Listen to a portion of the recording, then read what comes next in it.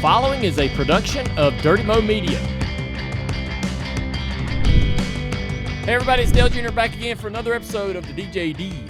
Dale Jr. Download, my good friend. I was going to say my best buddy. I don't know, man. My best friend? Did I piss you off over the weekend? Or I'm still sour, man, that I wasn't your best man, the best man at your wedding. I know. You had Brad Keselowski do that. I mean, what the hell? Who was your best man, Dale? TJ. TJ. I mean, he's my best friend. Okay. All right. Hell of a way to start the show. That's all right then. so. Was Dale even in consideration? Nope. Yeah. No, I mean, What was going on? What were we arguing? What were we fighting? I don't know if we've ever argued. We only argued one time. Why didn't you pick me? I'm the whole reason you're down here. I don't know. I didn't think you wanted that responsibility. Oh, you didn't even ask me. Well, I just didn't think you wanted that responsibility. Brad did a really good job, except for the speech at the. Yeah, we don't. One weird moment. Yeah, but, really bad moment. Really weird. I was like, gosh. I'm gonna get divorced right after this speech. Yeah. That's another show there. Yep. All right, we're giving everybody who's listening to this show a lot to think about. Let's go ahead and bring it back. We got Daytona to talk about. There is a whole lot there. Junior Motorsports racing and the race itself to talk about. So, let's get to the show. It's going to be a good one. All right, so, man, where do we start? Tell me, TJ, where do we start? We got a lot of stuff to talk about. What should I talk about first? What do you want to know? I think you should start with your own experience. No, let's start with your gift this morning. Oh, yeah. Okay, yeah, the gift. Thanks, not Daytona. Travis. See, my brain. I'm telling you. Yeah, the rest of the day off for you. Yep. Okay. Good job. Yep. You can play Xbox. Yeah. After we're done here for the rest of the day. We got to hook it up though, because we know damn well they can't. I can hook up the Xbox. I don't think so.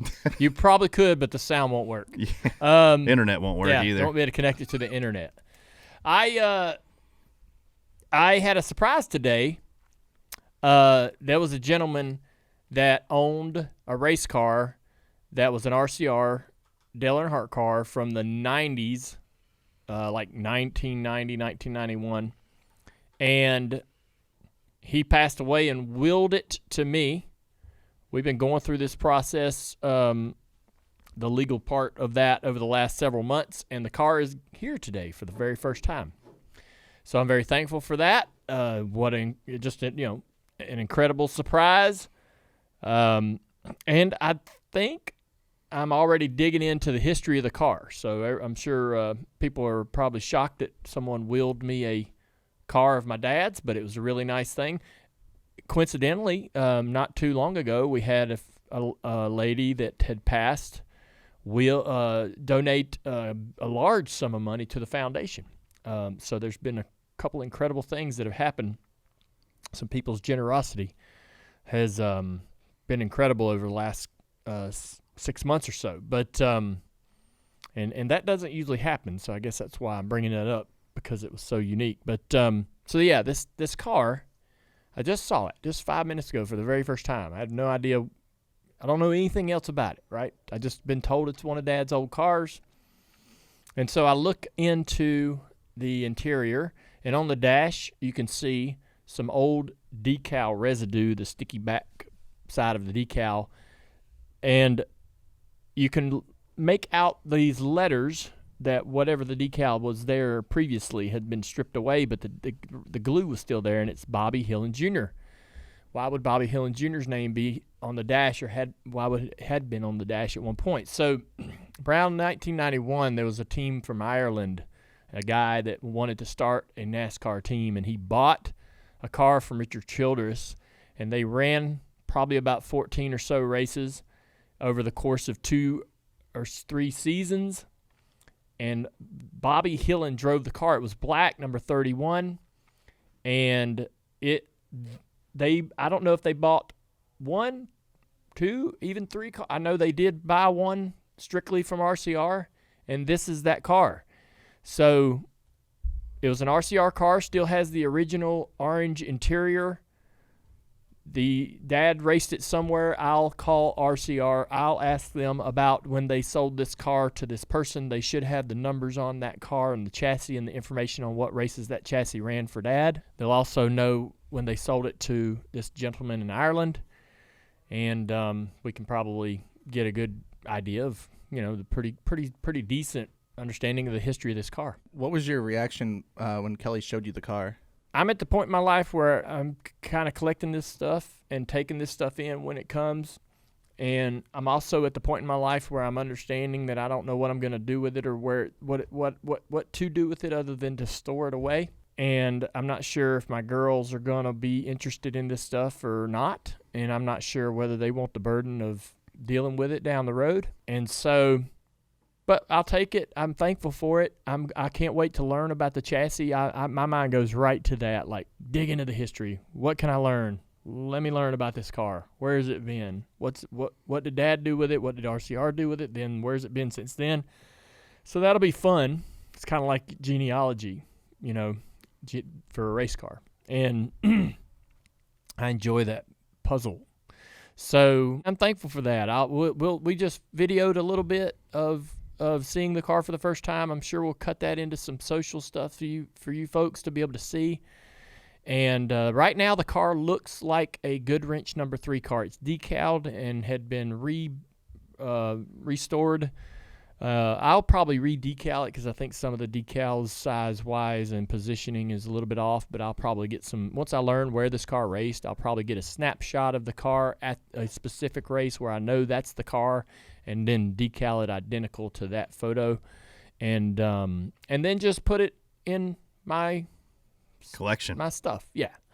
So pretty neat. We had Bobby Hillen on the show last year or a couple years ago, and we talked about this a little bit.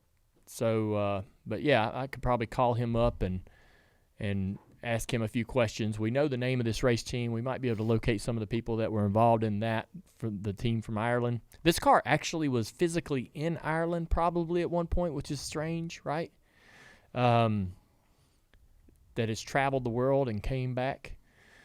Another weird coincidence, my uncles, Robert G. and Robert G. Jr. and Jimmy worked on this car. When this team would race and damage their car, they took it to my uncles on my mother's side to repair it.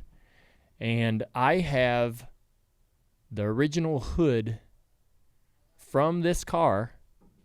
When they bought the car, they took the original hood off. And it still has the rubber and debris and everything underneath it and the Goodwrench logo on the hood. It's the way Dad raced it the last time he drove it.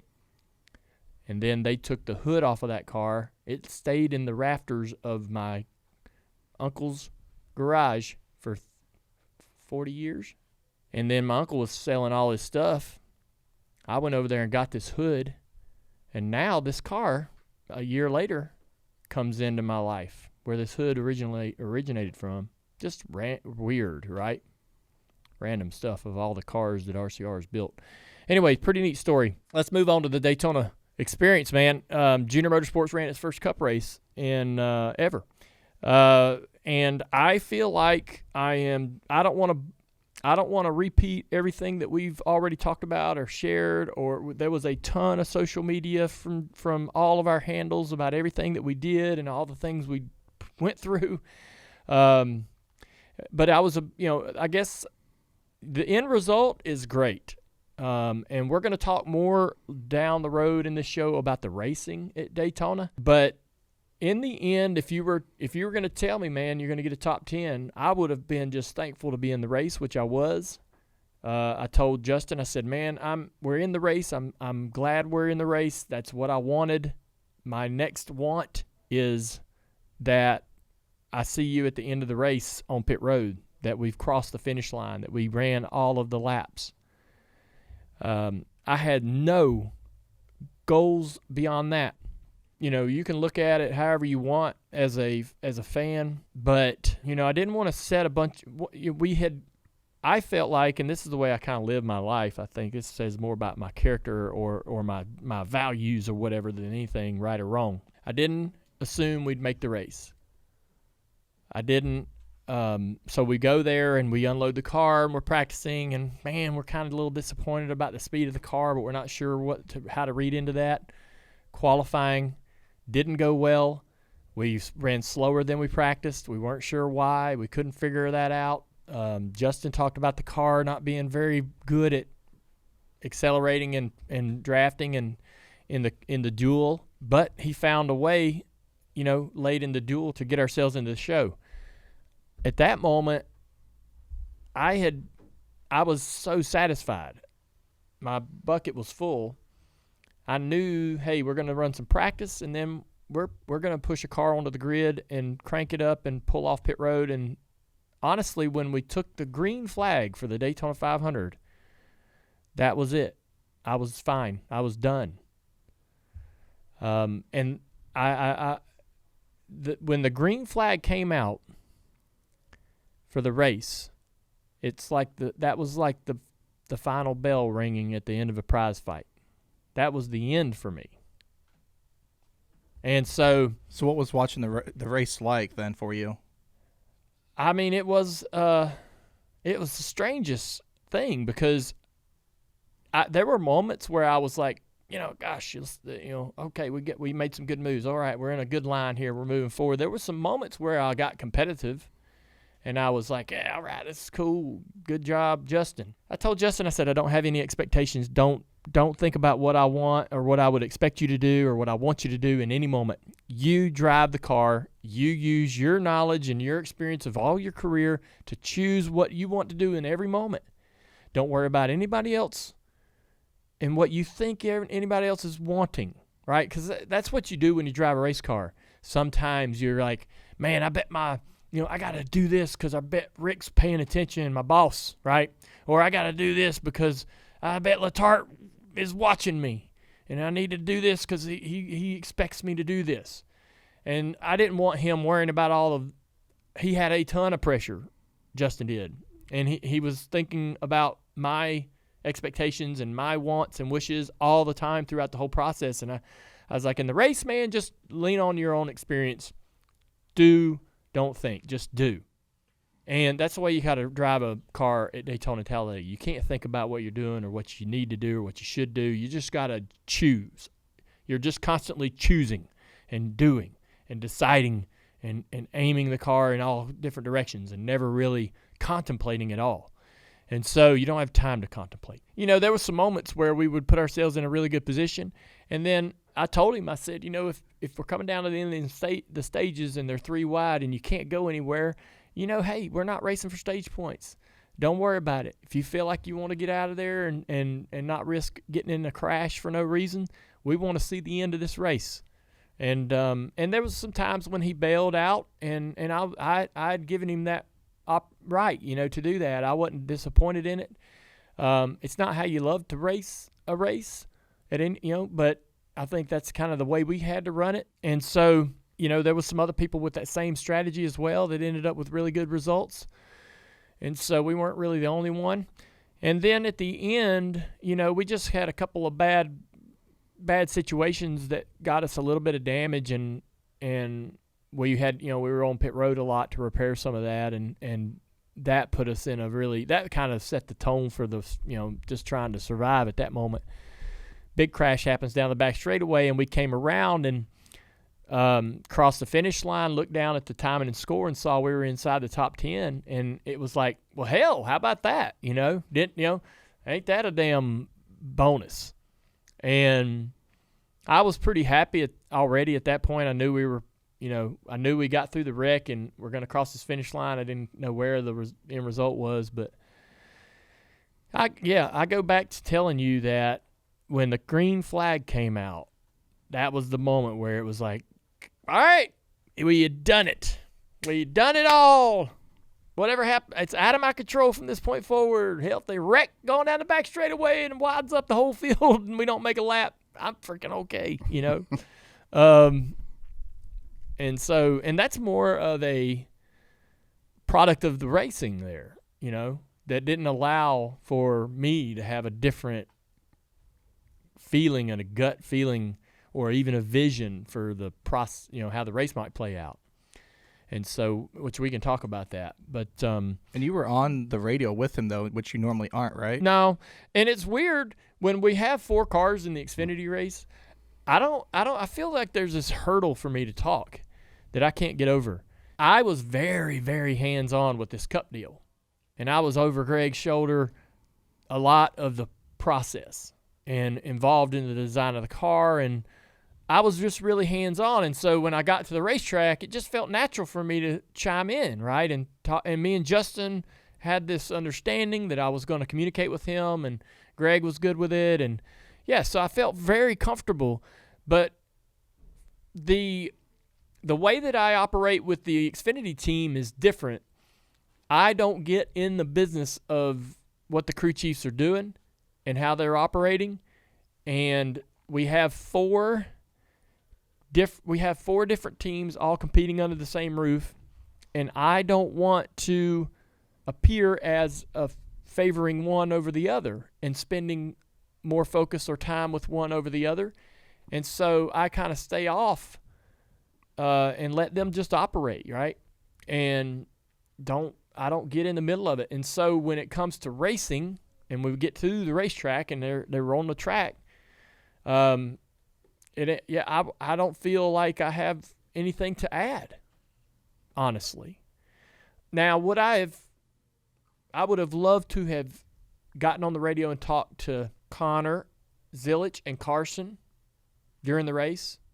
I thought Sammy, during the Xfinity race, was making some good choices, and I saw what he was trying to do, and whether it was all working right or not, it doesn't really matter. I knew what he was trying to do, and I saw him being on the offense and trying to be aggressive and side draft. I was like, anyone at Talladega, leave him alone. Let him keep learning, right? That didn't, let him sit out there on the track and go, well, that didn't work. That worked. Okay, I learned something there. And he's moving and trying, so he's learning, good and bad. And so I don't need to get in the middle of that. Let him keep processing that. Justin. He don't need any help. But I would have liked to have been able to talk to Connor and Carson at many points during the race. But you can't, it's hard to focus on one and not the other. It's just, I don't know. So I went to the Xfinity Series in 98. I wrecked and didn't know what the hell I was doing for a year and a half driving at Daytona and Talladega with our Xfinity cars. Before I even into the Cup Series in 2000, I still was just really overwhelmed and in over my head at what plate racing was about and how to make it right and how to make it work for you. Some people never figure that out, and some people struggle with it for their whole careers and just never really embrace it or try to solve the riddle or the Rubik's Cube. But it took me a while, and so I'm not, I could sit there and tell Carson, like I can watch Carson run that race, and I can go, man, do this, get in that lane, do this, do that. But he don't know why he's doing it, and he might do what I tell him to do, but he doesn't. It's just such a thing. You got to just go through the process. He needs to run a handful of races, and I'll talk to him outside the car. We talked before the race. I'll talk to him before Atlanta. Try to help him. He wants to understand what I thought about his race. So I mean, we can do that. We can have those conversations outside the car. But I don't know. I don't know if that made any sense whatsoever. But I think it made perfect sense. I don't know, the vibe with our Xfinity crew chiefs is that they got this. They're in control. They are communicating every day with their driver. They have them ready and programmed with instructions on what's coming up this weekend and what to do. TJ, the other spotters, are on Zooms and on the phone and communicating with their drivers all week long. All I would do if I got in the middle of it would muddy create noise, right? They have a plan. TJ, I've already taught. Me and Carson went over our race yesterday, and we're going to go for Atlanta tomorrow. So yeah, and what? So what was it like, TJ, for you with a rookie at Daytona? Was there anything different that you did, or you tried to keep it the same? I mean, you always give rookies a little bit more info. You always tell them a little bit more, and kind of maybe a why you're doing it at a certain point in time, because a lot of times panic can set in if they don't feel like they're in the right lane, and they can swap lanes a lot. But a lot of times if you're just patient, it comes back to you. And you want the big thing for me with like Carson going to this place, you want to look like you've been there 10 times. So you don't want to be, you want people to be like, man, that guy's stable. That you want to work with him. You want to work with him. And I think Carson did a good job of setting how he's going to be as a teammate there, and you know, and as a worker bee when he needs to be. But you're definitely giving them guys a lot of info and why you know, you do certain things. We did a lot of work we did some work on the computer like we did for Talladega, and you put them in scenarios and you tell them, you know, areas you can get in trouble, and you talk through a lot of things, the dangerous spots on the track, where handling comes into play, so you can plan ahead for that stuff. And Carson adapts really well. I don't know if it's because he just adapts really well, and he listens really well, and he understands when you tell him certain things. And he told me some things that actually impressed me. He said he tried some things in practice to make it do something to see if it would, and it did, and he learned from that. And you know, Carson's doing really well. And I enjoy working with rookies a lot, just because they look forward to your knowledge. And you know, I'm 21 years into this now, and have seen a lot, and it's nice to have someone lean on you. Like, you just look forward to what you have to give them. Right on. I guess the thing is everybody's wondering what's next for Junior Motorsports. I think that Traveler and those folks had a really great time. If they feel like it's worthwhile for them to put in another investment to go run another race with that car at another track, you know, Daytona or Talladega, or maybe Daytona later this year, that's to be determined. If they want to do that, we would probably do it. We'd probably just, rerun it, rack it up. You got the team already. Yeah. And so that's a possibility. We'll see. The other side of it is, otherwise, I don't know that we're going to keep, run another race this year. There'd have to be another partner sponsor to walk in the door and say, hey, we saw what you did. We want to be on your car for another race. Y'all going to run another race? We got this much money, and we'd invest in this event, and we'd like to run in this market.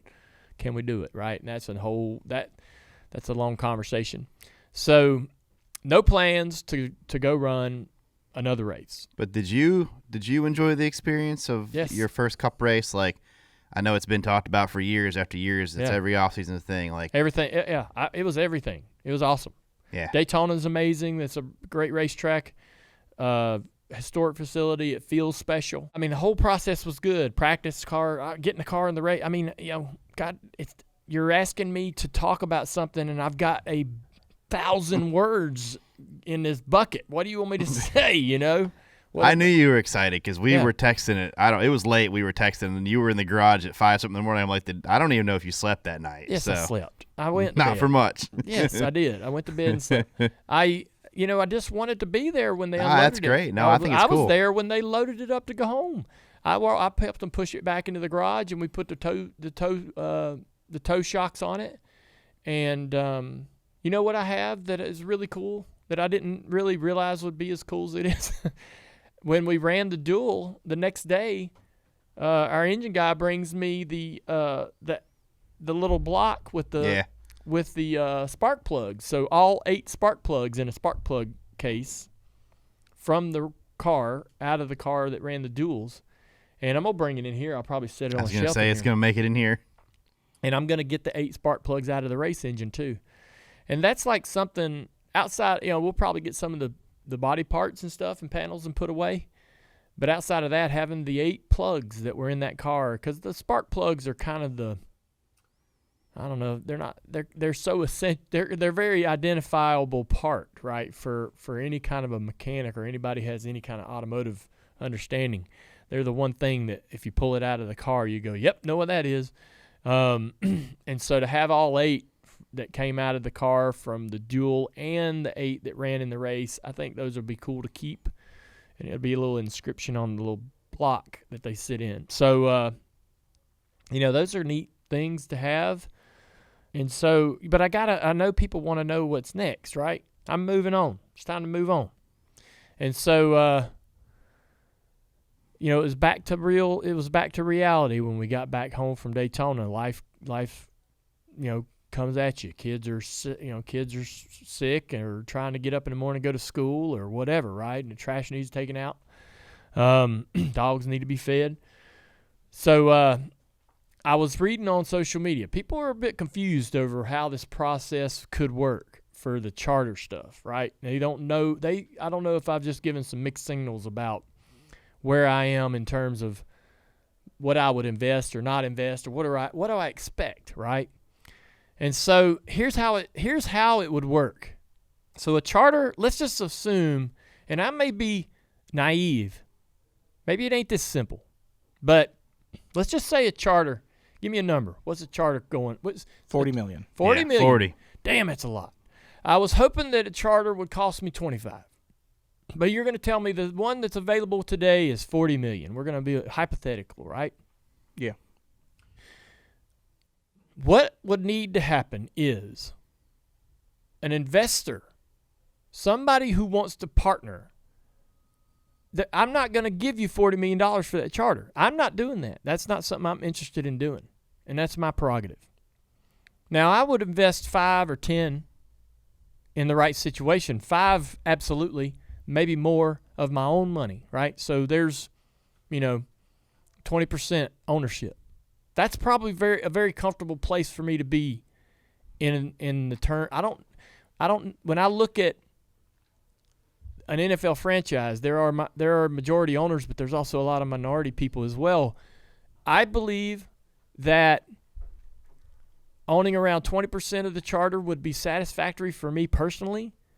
I believe that I'm also bringing to the table my sister Kelly and our history of owning and operating this race team, JR Motorsports, our success stories not only on the racetrack but in licensing, marketing, engagement, activation. I will promise you that most every single partner that we've ever had that has ever left and went somewhere else has come right back and said, y'all do it better. And so we're bringing all of that to the table. So the rest of the money has to come from somewhere else. And that has to come from somebody who wants to invest in the idea that $40 million charter is going to be $100 or $150, $200, $250 million down the road. 2 years, 10 years, whatever it is, right? Which I believe that's true. I believe that's real. I believe that's a possible. I believe I wouldn't put $5 or $10 million into this if I didn't think it was going to turn into something more. And so now the person that comes in here can't just be anybody. You don't partner with just somebody because they've got the money. You got to feel good about that person. This is going to be a marriage, right? You need to make sure that person is somebody you can absolutely compromise, make decisions, communicate with for a long 10, 20-year process. And not somebody you're going to be arguing and fighting with in 2 or 3 years over management decisions. And that's not an easy thing to come to terms with or understand. And so, yeah, I mean, that's why, if it happens is kind of the way you got to feel about it, because, look, I don't know when that person might walk in the door. There have been people that have wanted to invest, we have sat down and talked about the money and that had the money, but it just wasn't the right fit for Kelly and myself. And we're not going to do it with any risk involved. And I'm not talking about financial risk. I'm talking about we have all of our employees out here, everything that we're in this building, and this is all working well. We can't upset that. And again, we got to make sure that we're going into a partnership with somebody. We're bringing them into our deal that we can live with and love and want to be with and want to work with. And yeah, so I'm not wanting it for free. Not at all. And I don't expect that. I don't expect NASCAR to, I don't expect the charter ferry to walk in here one day and just drop one in my lap. That is not what I think should happen or what I think will happen. And I'm willing to invest real money into it. Absolutely, especially when I know that it's a win across the board. Did the 500 make you want to do to it go more. cut more? Yeah, I mean, it was nice. Look, I'm not gonna kid myself. Racing, what we did, there's still a lot more to it. And from what we did this weekend versus what, let's say, RFK or another established team did, and will continue to do every single. There's a lot more to it, right? And so we leaned on a lot of resources from our partners, HMS, and we bought the car, and I own that car, but we lease an engine and we patchwork some people. They aren't full-time employees. We cut a few corners, lots of corners, to get this deal done and make it work economically. And if you're going full-time, you can't cut the corners anymore. And so I'm not gonna sit here and pretend that what we did this weekend was the exact same thing that the teams in the other garages at that racetrack were doing. Those are full-on, 100% purpose-built operations, where ours was we cut a ton of corners just to get in and run one race. But it did give me a sense of what being in that garage is like, and it's cool. It ain't no joke, man. It's cool. It's badass to be at that level. I like the Xfinity cars. I think the racing's better in the Xfinity series. I think the way the cars race and drive are better than the next gen cars. But that Cup garage, Yeah. that's the top. It's the show. Yeah. It's the show. It's it. Yeah. Y'all want to move on to talk more about like the race itself? Yeah, let's get into the race. It's kind of a state of the sport deal. Listen, I was listening to Denny's show, and he had a lot of great comments, and me and him were texting a little bit last night about, his thoughts. And watching the entire weekend from ARCA to trucks to Xfinity to Cup, right? I mean, there's a lot to unpack there, but I don't know that it is. I don't know that it's kind of the sky is falling. I think I'm gonna be measured on my reaction. I feel like with the ARCA series, I think the same approach and trying to find the same solution that would make the trucks, Xfinity, and Cup racing better would also fix a lot of the problems in the ARCA series. The ARCA series has a lot of very inexperienced racers. There's not a lot of places you can go to get that kind of experience that you're going to need to race at Daytona and Talladega. But the ARCA series will have and has had for its existence lots of inexperienced racers, and that's okay. But with the way that the cars operate and engage with each other on the track, with the drag and the limited horsepower and the restrictor plates and all of the things, it's the common thread for me is we've added a ton of drag to every class, ARCA, Truck, Xfinity, Cup. We choked the motors down, and the delta or the gap between what a car will run or a truck by itself versus what it runs in the draft has grown. And that's the problem. To me, when I look at it, the issue that I have with the current product at Daytona and Talladega and Atlanta is that all of the series, no matter what series, ARCA, Trucks, Xfinity, or Cup, they all suffer from this. We have choked everything down and put so much drag on the bodies that they can't get away from each other.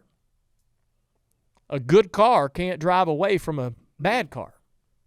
Yeah. An experienced driver can't distance himself from a guy or a girl who doesn't have the experience. And there's not, so years ago, you'd bring a car down and pick any class. I'm going to call them classes. Pick any type of racing. You'd bring a car down there, and if you were fast, you drove away from the slow guys. You break the draft, and their inexperience and their car's inability to perform would separate the field, and we don't have that anymore. And so now the cars are so draggy, and the engines are so stifled that everybody's all over the top of each other, and that just leads to some of the silliest crashes that are just so unnecessary. And so, this has been going on for a long time, over a decade. And I was mad about it 10, 15 years ago. The things that I hear Denny saying today, those were my post-race comments after Talladega, after Daytona, back in 2012, 13, 14, 15. So Denny said that ARCA should not race at Daytona. What do you guys think? I disagree, because I just believe that that's probably unnecessary to go to that length.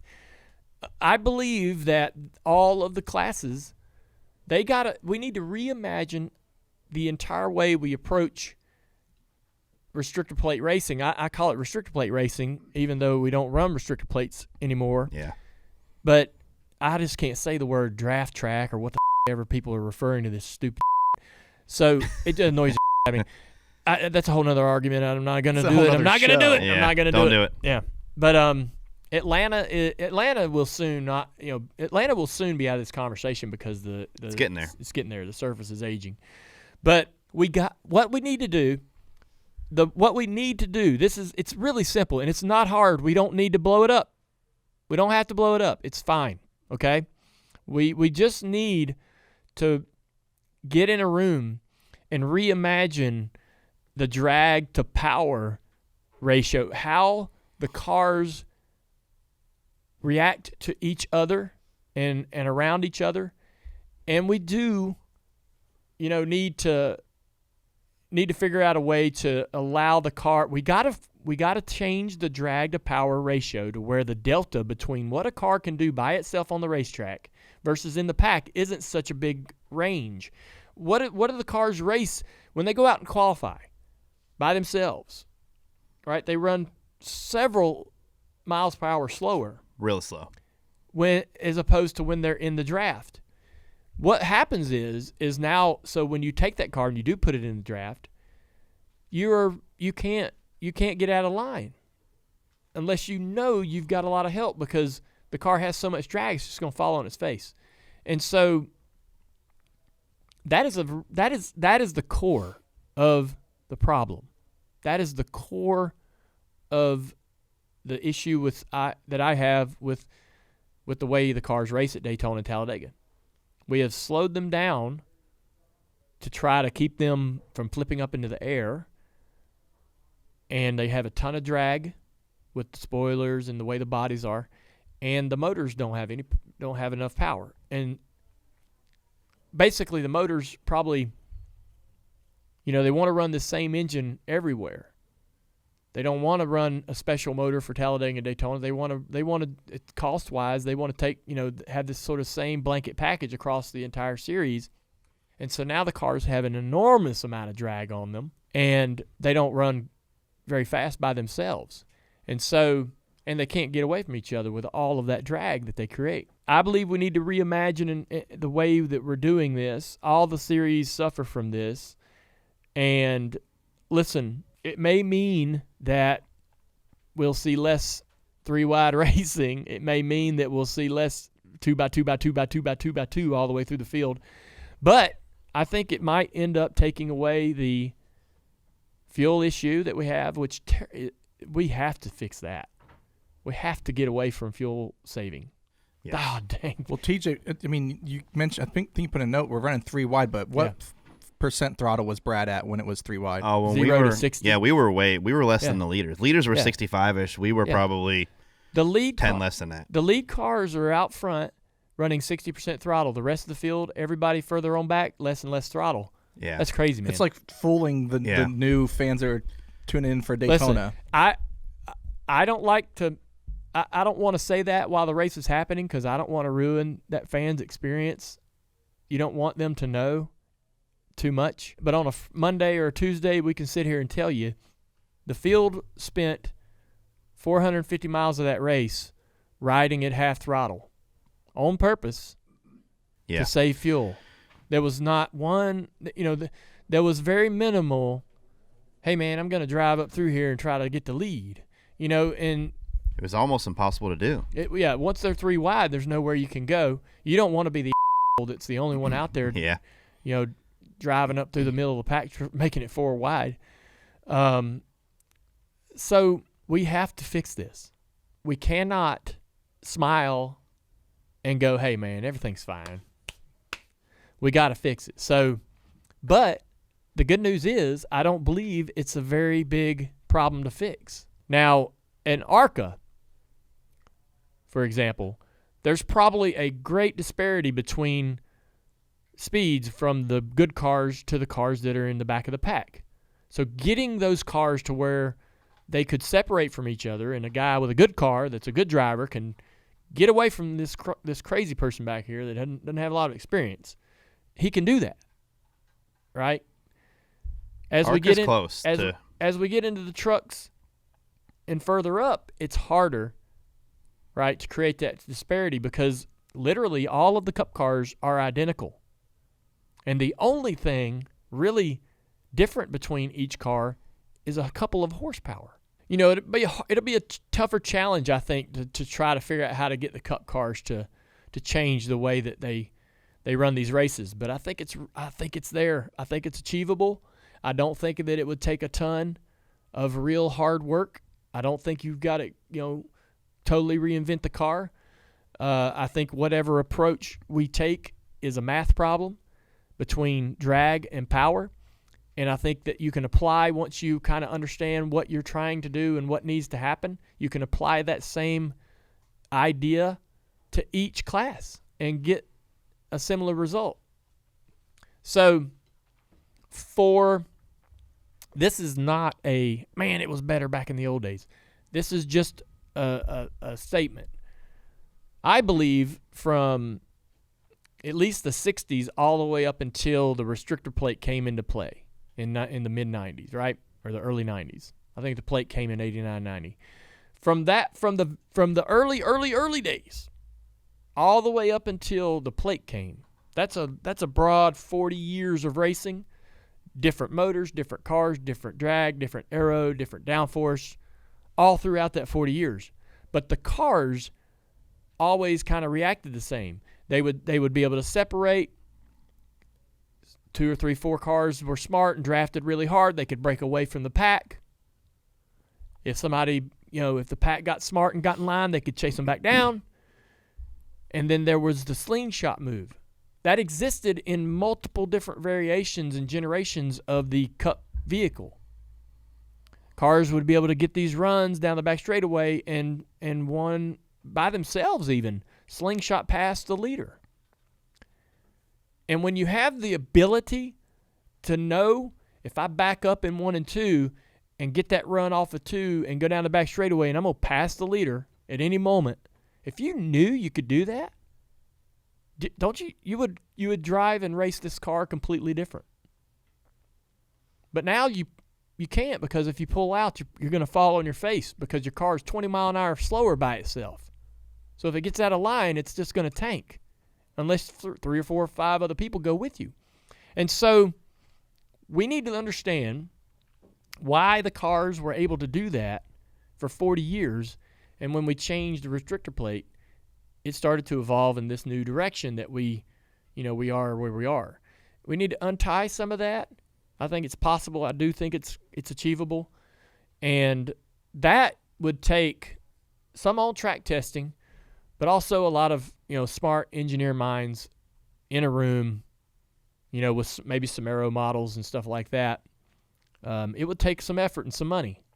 But I think we have to get away from what we're doing. I think that NASCAR should take some action on this. I think they need to take it seriously and try to find some new direction, reimagine kind of what this looks like. And it needs to be a blanket. Like, it needs to try to be achievable in trucks, Xfinity, Cup, even the ARCA. we've got to allow these people to get away from each other, and for the good cars and fast cars to separate themselves. We'd allow to see the drivers use their skills too, right, TJ? Like they could do better. The good Yeah, drivers could do more. Yeah. I know I posted in our group there, but that's the thing that I saw the most. The only time I saw it was at the end of the stage that got ended by a yellow was, Joey was leading, Brad was second, Blaney was third, and these guys, there was actually movement. There was actually head games going on. There was who's going to make what move first and things like that. But other than that, I mean, like from what I'm used to back in the day, you don't see any of that anymore. No. I miss it because we could see the guys with the craft that could do it and seeing their moves they make, and it was an art, man. It was like people wanted to learn how to do it. Now it's just a free for all. Like, I could get a run from 15th and maybe have a shot at winning in the last lap, and it just shouldn't be like that. Yeah. It is kind of frustrating, and it's been a process that's been brewing over the last probably 15 to 20 years, and I think it's as extreme as it's been in terms of how frustrating it is to watch these cars go around the track. And the trucks were okay. I wish you just weren't right on somebody's. I think the reason why. I mean, obviously, the reason why there's so many crashes is because they're pushing all the time, right? Everybody's pushing all the time. Every series. All of them just push of each other. That you used to not be able to do that. You used to had to create runs. A push was getting just there and letting go. You used to have to create the run and catch that guy by surprise. And, but the run would be so significant that you could make it go for a half a lap or a lap and a half or whatever.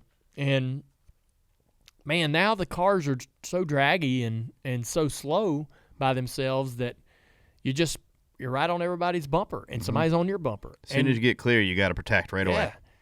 And to go anywhere, you got to push somebody somewhere. And that's creating a lot of crashes. And we just got to totally look at this a totally different way. And try to figure out how to get some of that drag out of the cars to where they run differently by themselves, and then they'll react and work differently with each other. And in the handling pack. too. Handling has to be important. Yeah, there's so much drag and downforce. The cars barely have real balance problems. Yeah, the end of that run I was talking about, that was the only run of the race that I saw handling issues out of 4. And man, in Daytona in 2004 or 5, we were lifting in the duel. Yeah, I remember. Because the cars were so tight. Man, we would go down into turn 1, up to the wall. Because if you ran wide up and you knocked the damn wall down, and everybody was plowing. And here comes Jamie McMurray around the bottom past all of us, just turning real good and nice. His car's just turning better than everybody else's, and he drove past us, and nothing we could do about it. He had handling. I'm sitting there running 3rd or 4th, like ugh, I'm tight. And you're like, you get out of the car, and you're like, Tony Jr., we got to work on the freaking rear springs. We got to do something to get this thing turned. So you know what that meant? I was going to practice my ass off tomorrow. Because we're going to change the rear springs. We're going to try to put a rubber in the right rear. And we got to get out there and get 30 laps on these tires and get in a pack and try this out in practice. So you saw people practicing because they had to work on their cars. Yeah. That was another thing that I wrote in here, and I know a lot of people will probably disagree with this. If you bring handling back and you make the cars handle, there ain't no way you're pushing nobody around the racetrack because they're going to bust their ass or you're going to bust your ass. So if we can figure out how to, when you take the drag away and take some of the grip that the aero creates, you're gonna have some handling issues. It's not a tire thing. We had some rock hard tires down there when we ran that pink car. Remember that pink car that I broke the draft with in the Xfinity race? Oh, drove away. Hard-ass race tire. Yeah. Sideways. Car was freaking sideways. All of the rest of the field was plowing tight, and they had to lift. And I was sideways running the wall in 1 and 2, wide-ass open, and that's how we drove away. And so I know that I'm not trying to recreate that kind of a race, but I'm just saying handling can be problematic even with a very hard tire like you're going to run at Daytona and Talladega. So it ain't a tire issue. But if they can figure out a way to get the handling to be an issue or a problem, you're absolutely going to see the field disperse and separate somewhat between good handling cars and bad handling cars over the course of a 15, 20-lap run. And then guys ain't going to be saving gas anymore. No. They're going to be trying to keep up. And the driver comes into play a lot more. Yeah. I mean, I'm all for the driver coming into play a lot more. So with that, I think more, you're going to have a little bit more practice. Guys are going to want more practice to be working on the balance of their cars. We have quite a bit of practice right now, I think. None of them want it. None of them want it. They'll want that when their cars don't drive good. When they go out there, the reason why they don't want practice right now is because their cars aren't hard to drive. They're very easy to drive. And so it's boring for them to practice. And you can't make many changes. And right? I don't think adding practice is bad. They can't make the cars better. So you're right. Yeah, why do I want to do this? You're dragging my ass out here to stand in this garage for nothing. But if I was worried about my car and how it drove, my ass would be there trying to practice. And so I'd be asking for practice. I can fix that. I can fix what the drivers are saying by making their cars drive bad. They'll be begging for practice. And practice might help some of this ARCA stuff. You talk about people without experience. They've got to get out on the racetrack. I know the ARCA Series had some practice as well. And maybe the amount of practice we have is enough, but the amount that the cars are actually on the track and what they're doing, you'd have an hour of practice on Friday, an hour on Saturday. Well, teams are like, well, we're just going to go make a run, leak check, and we're good. Then you have other guys out there that are drafting and trying to fix things that they got cars that have fixed damage from crashes into duels. But that also I think it makes the product better too. Yeah. I do. Well, anyhow, this is all a jumbled conversation, but I think that, we definitely need to take this seriously, I think, as an industry and try to reimagine. We don't need to be like, oh, let's just shorten the spoiler, that'll do it, or none of this little tiny. Let's look at this from a whole new angle. Don't change anything. Let's move forward how we are, but let's go into a room and try to reimagine how we could do this an entirely new way in terms of let's turn the drag upside down. Let's completely reimagine the way the drag is on the cars and find other ways to get the overall speed in the pack where they want it. Because there's a number that they want and they don't want to exceed because of dangers and insurance and so forth. So let's figure out another way to get to that number, but also close that delta between how the cars run by themselves. And I bet you we'll have a whole different race, the way the teams approach it and everything else. If we stay with where we're at and how the past few Daytona 500s run, do you think it's losing some of its mystique? I'm not going to worry about that because I think we can fix it. If we take this issue seriously and really go after trying to make it different and improve it, let's not add a stage or do anything let's not shorten put a smaller fuel cell in there. Those are Band-Aids. Yeah, I was going to say Band-Aids. Those are Band-Aids. Let's not add gimmicks. That is not a long-term solution. That is not a long-term solution. Those are things that'll get somebody back tomorrow, but they won't stay. We've got to reimagine how to do this from the very basics and see if we can't have an entirely different product. And that may take a while. That may take a year. What do you think the fan base would do if we had a race where it got strung out a little bit and guys had a hard time getting runs? You know what I mean? Yeah. Like had to fight their cars, because when you fight your cars, you don't have that 3 wide as much, but No.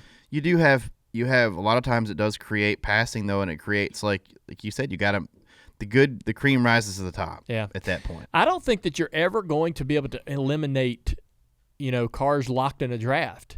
If I go back and watch races at Daytona, for as long as I can remember, at least as long as I've been alive, when you put the top 15 cars in the Daytona 500 on new tires on a restart, they all stayed in a pretty tight draft and swapped the lead multiple times over the next course of the next several laps. I mean, you're not looking to eliminate any of that, but you do need to The way we have it now, they are just way too choked down and all freaking over the top of each other. It's not even fun to watch.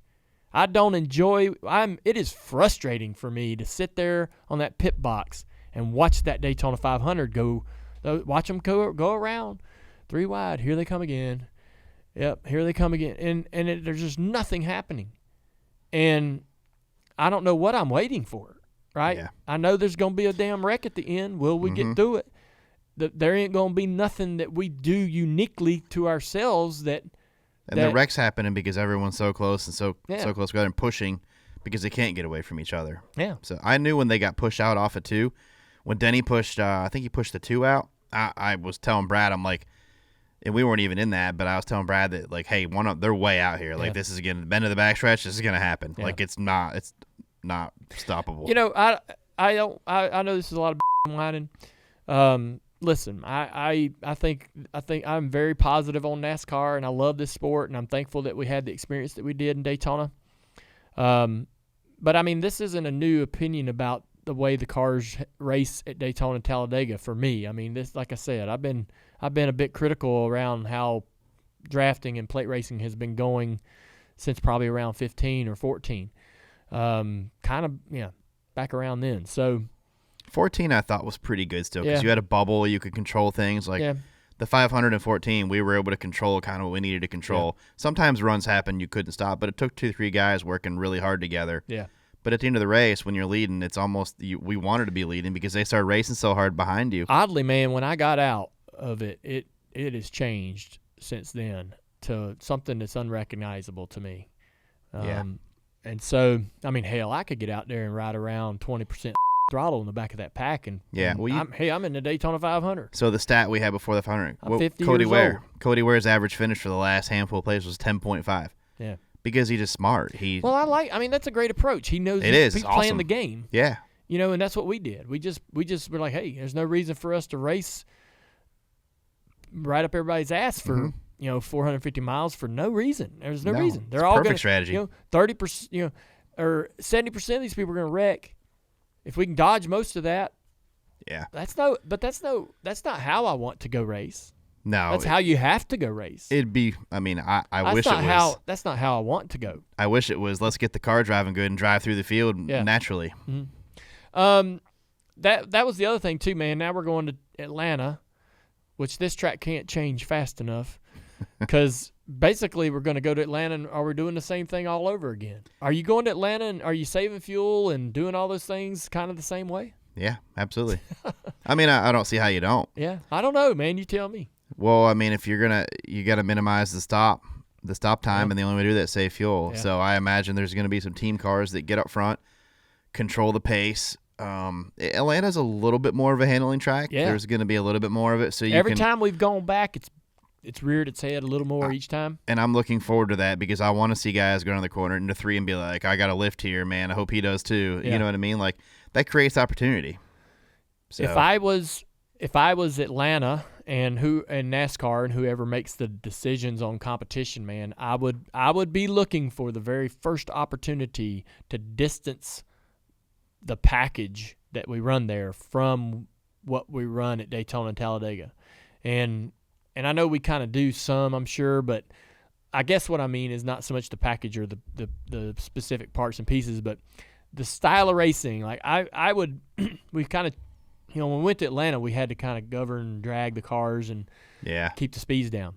But man, at the first sign of being able to open these things up, man, I would start to doing it, because I would start to pull the rear spoiler off the cars little by little as this thing ages. As the track surface starts to lose grip, I would start to take some of that drag out of the car. They're going to have their hands full. Yeah. I mean, dude, this thing is going to be amazing once it gets the age on it, and you got them, they're driving off in there, and they're backing in the corner. It, yeah. Holy moly. We haven't seen a Cup car back it in in a long time. Yeah. And I do think anytime the more the drivers kind of complain about the handling of the car, usually the better the race. Yeah. I mean, because they're driving it. But if this race is going to be the second race coming right off of what we see at Daytona, I don't want to do 2 weeks of this. I know. So is this for the casual fan then? they get him in with Daytona, and then they think 3 wide, awesome. They're gonna get it again next week, and they don't like. I don't want to go. No. So I will say this, man. The last 2 or 3 times that I've been at Atlanta, I have been entertained to the fullest. It's closer. It is way funner to watch. It's intense. It's intense as hell, and so, but the fuel saving at Daytona is like, I mean, literally just in your face obvious. There's nothing, there ain't hiding. At Atlanta, it at least looks like, and at times I believe they are, driving their asses off. There's a couple guys that are like not on the same strategy or don't give a about fuel, and they're up front, and they're slide jobbing this, they're running like crazy. And there's some big runs that happen that are generated at that track. Now, the Xfinity race hasn't been all as exciting, but that's fine. I mean, the Cup needs to be the most entertaining product of the weekend. And so for me, the last few handfuls I've been to Atlanta, I've loved what I've saw. I especially love broadcasting the race because it's just so much to get excited about. But there's more opportunity at Atlanta to make moves. Yeah. So I'm excited about that. Yeah.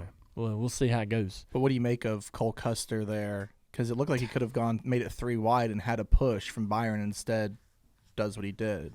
Yeah. I mean, you could line these things up and do it all again, and they're all going to make different decisions. Yeah. I can tell you that right now. I've watched so much restart film and tried to figure out what guys are going to do, and we had a wreck in the beginning of near the beginning of the Daytona 500 in the outside lane it stacked. At the end of the race, the outside lane rolled. So which lane, you know what I mean? We chose the bottom. Yeah.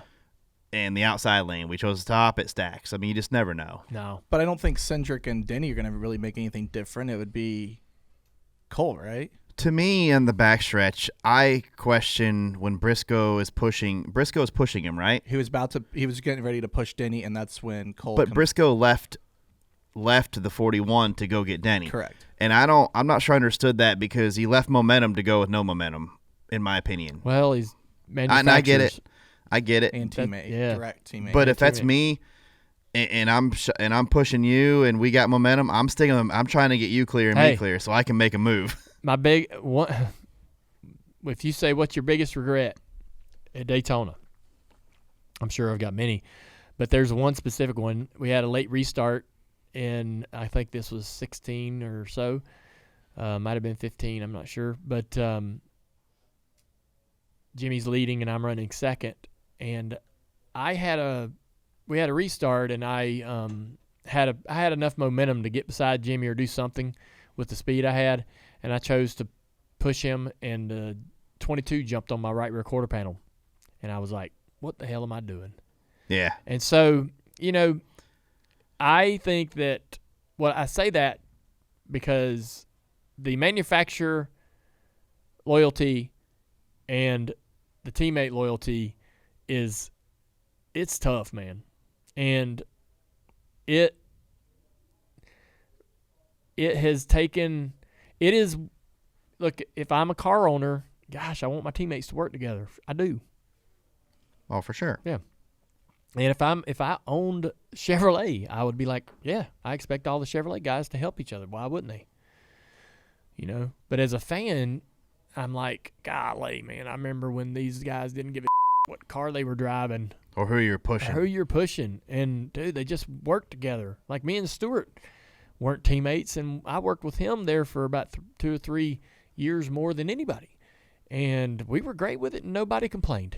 Our manufacturer didn't complain. I don't know. He might have even been in a damn Pontiac at that time. I think he was driving a Chevy, but, it didn't matter. Yeah, it didn't matter.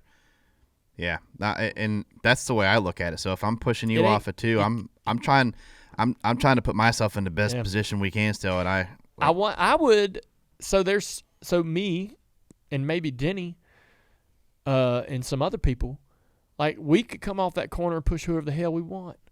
And when the race is over, we can look at our owner and go, look, man, I made the decision I needed to make. And I'm we're gonna have to figure out a way to live with this. But there's some drivers that aren't in that position.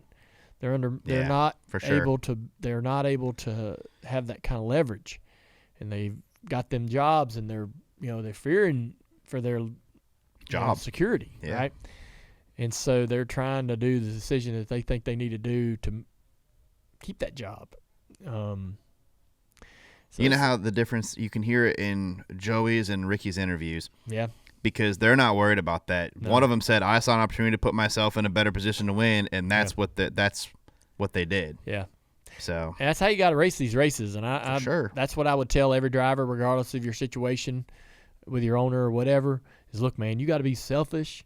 And, like, you can go around helping everybody and being this great guy and being a good teammate and all that, but you're not going to be standing in victory lane as often as your teammates. Yeah. And, nobody's going to remember all them favors you freaking And there's did. a time to help your teammates, for sure. There's times for that, but if you want to stay in a victory lane, some point. What is the true reward for that, though? I mean, being a good teammate in those scenarios, like I think being a great teammate is, hey, man, I heard you say something in the competition meeting about your car. I did this to my car, or I changed this about my driving style, or the next-gen car, I had to do this differently. That's being a good teammate. I want to let you respond here, TJ.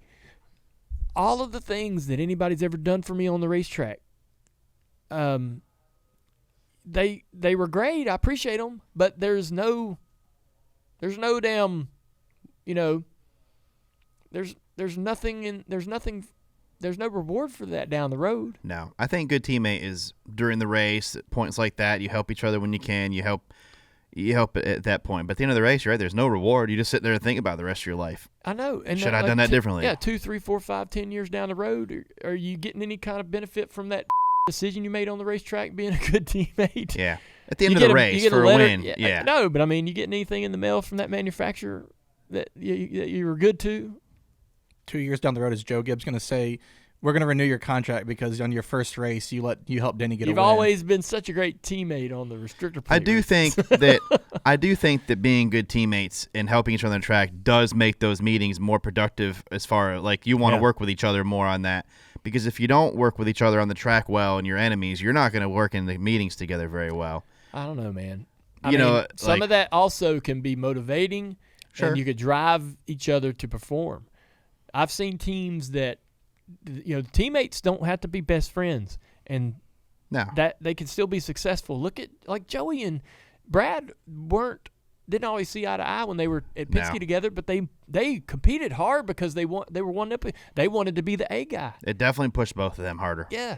And so, I don't know, man. But there was moments. Some moments. There's going to be moments. The end of the Daytona 500 didn't end very well one That's time. true. So that was not a. But you see teammates in football have blow-ups on the sideline, but their team, I think you can have that in here where you might be mad at your teammate, and the next week you're good. Yeah.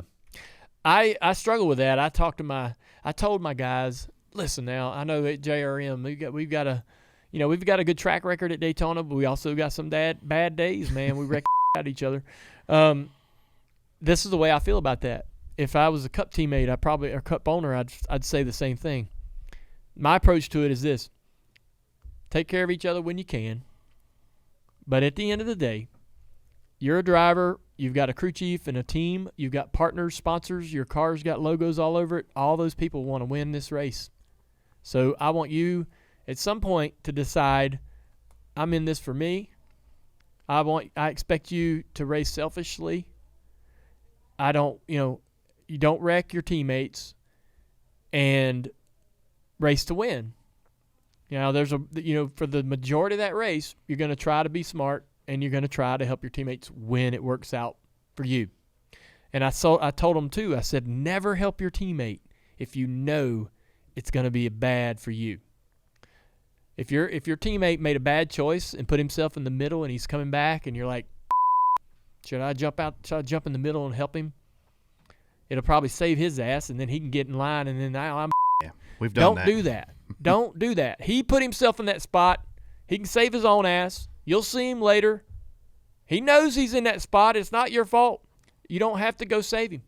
And when you go by him in the line and he's sitting there in the middle of the pack by himself, he can go, yeah, man, I did this to myself. I know you can't save me right now. You got to keep doing what you're doing. And, that's just kind of the way I look at it. I feel like that It's just it is such a tough balance. But if you have multiple cars and they're all good, they're all going to race against each other and around each other, and sometimes they're going to run into each other. It's inevitable.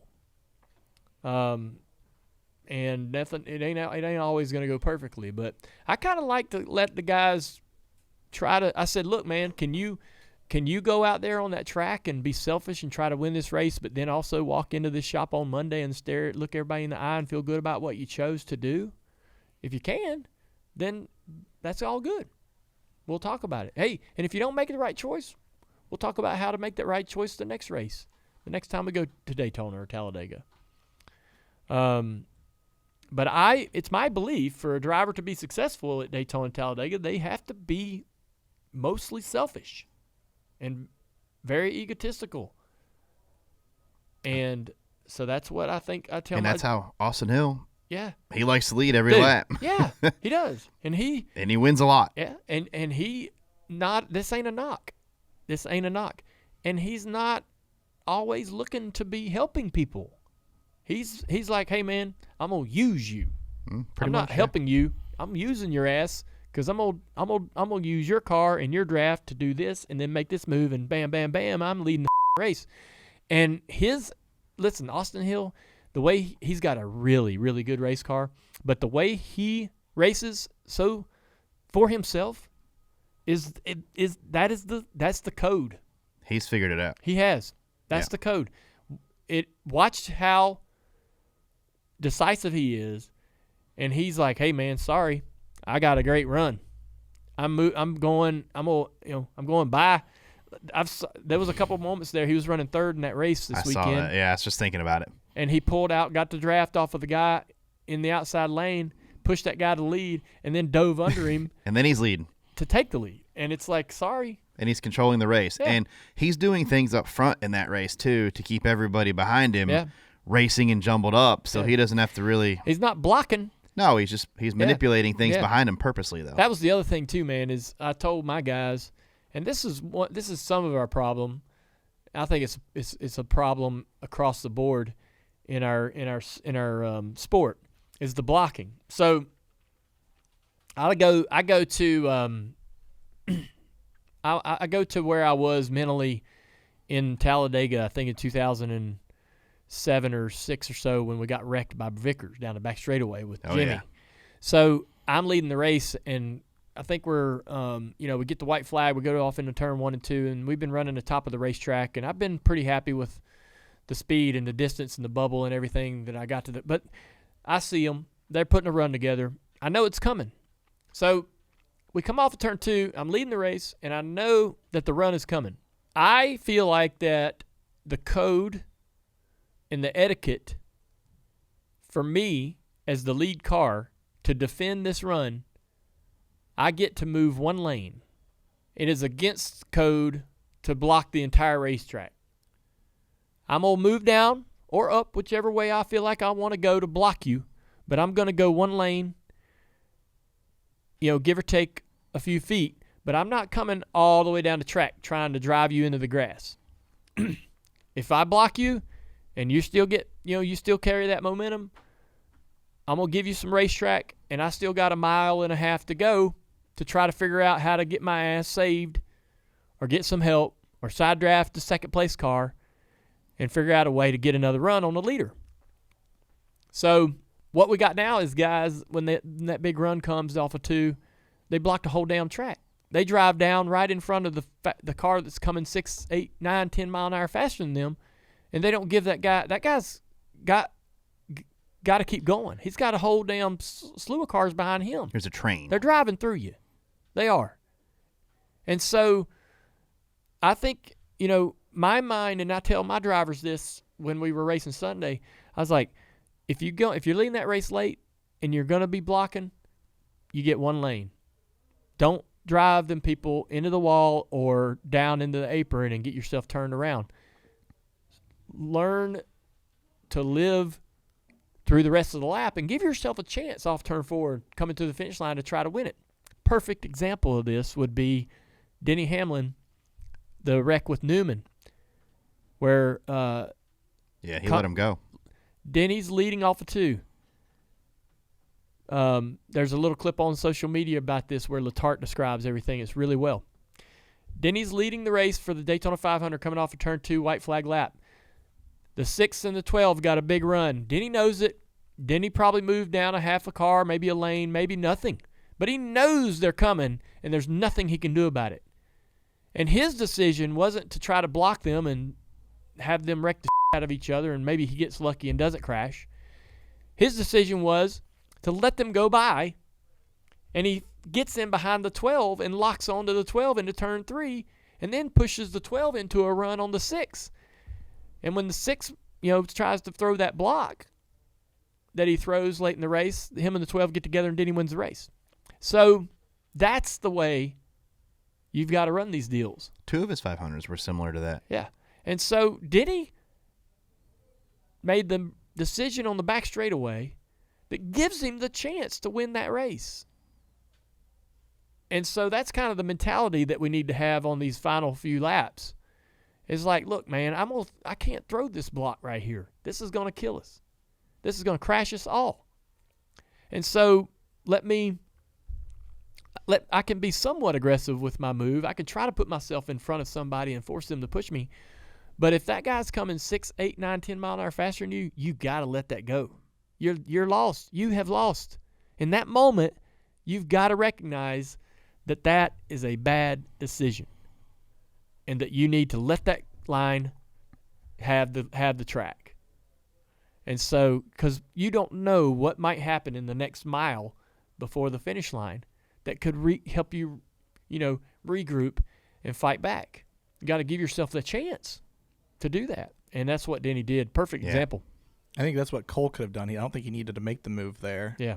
And I think, correct me if I'm wrong, but I feel like, especially with the race in Daytona, the excuse, well, it's Daytona, gets used a lot as well, I'm allowed to make the move because it's Daytona, and if I win, my career's made. And it's like, but you didn't need to do all that. And that's a cop-out. Yeah, it is.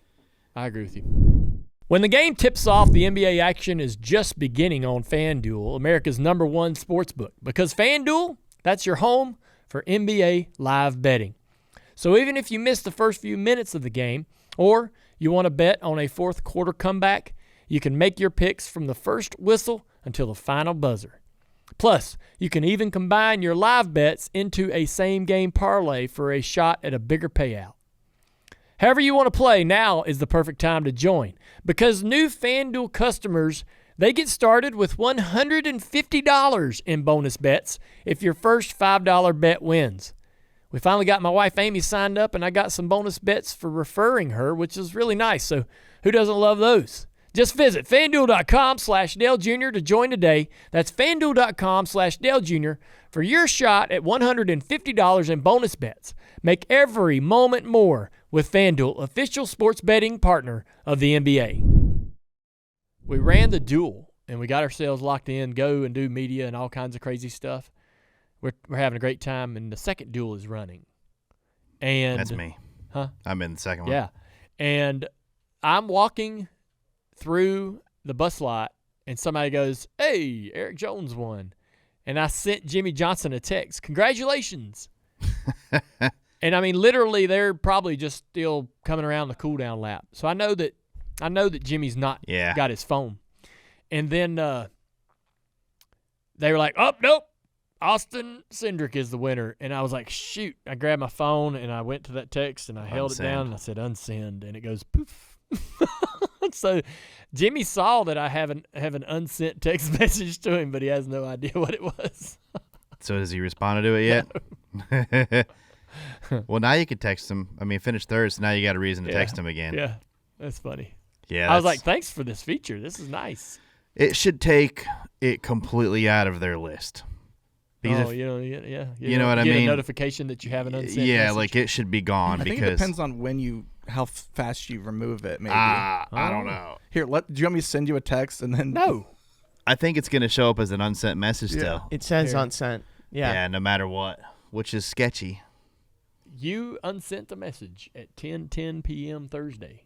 That's what it says. Do you have the YouTube chat open? Oh, I don't. Oh, yeah.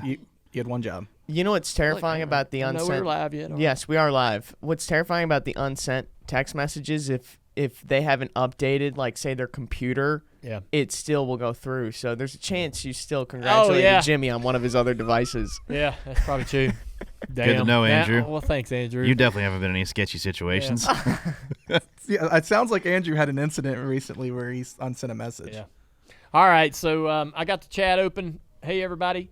Looks like we got about 350 in there now. So let's get to it. Andrew, you got some questions about the week or whatever I guess everybody wants to know? Yeah, about everything. The top question, there's a very clear number one question from a bunch of people. I saw Brandon and Dan specifically on X ask this, but they wanted to know where to get that Osterlund hat that you were wearing all weekend. But can't get it. I'm pretty sure you made it, right? Yeah. The Osterlund hat that I wore, that was intentional.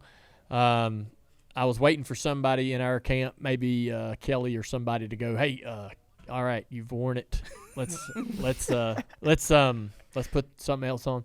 But so the Osterlund was Dad's team that he raced with in '79 for his first Daytona 500. Rod Osterlund gave Dad a chance to race in the full-time Cup Series, and I think without that, none of this is possible.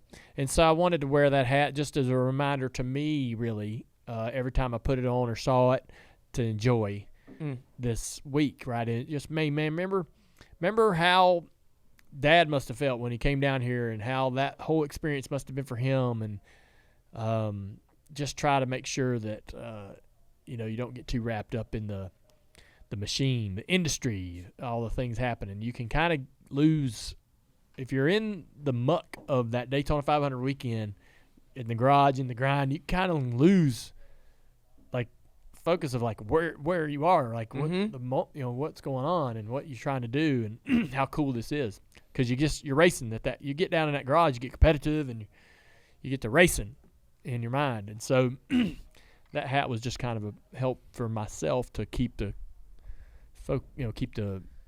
priorities or perspective. That's cool. Someone, I was talking to someone over the weekend. They're like, "Did Dale only pack like one hat? Like, did he just forget to like bring his other hats?" It was but simple. I'm like, It was a cooler easy. story, It was I'm sure. easy just getting up every day and just looking for one hat. Yeah, that's all you I had had to wear. some other hats. Did you? Yeah, Did you pack to be there through Sunday or was? Yeah. Okay.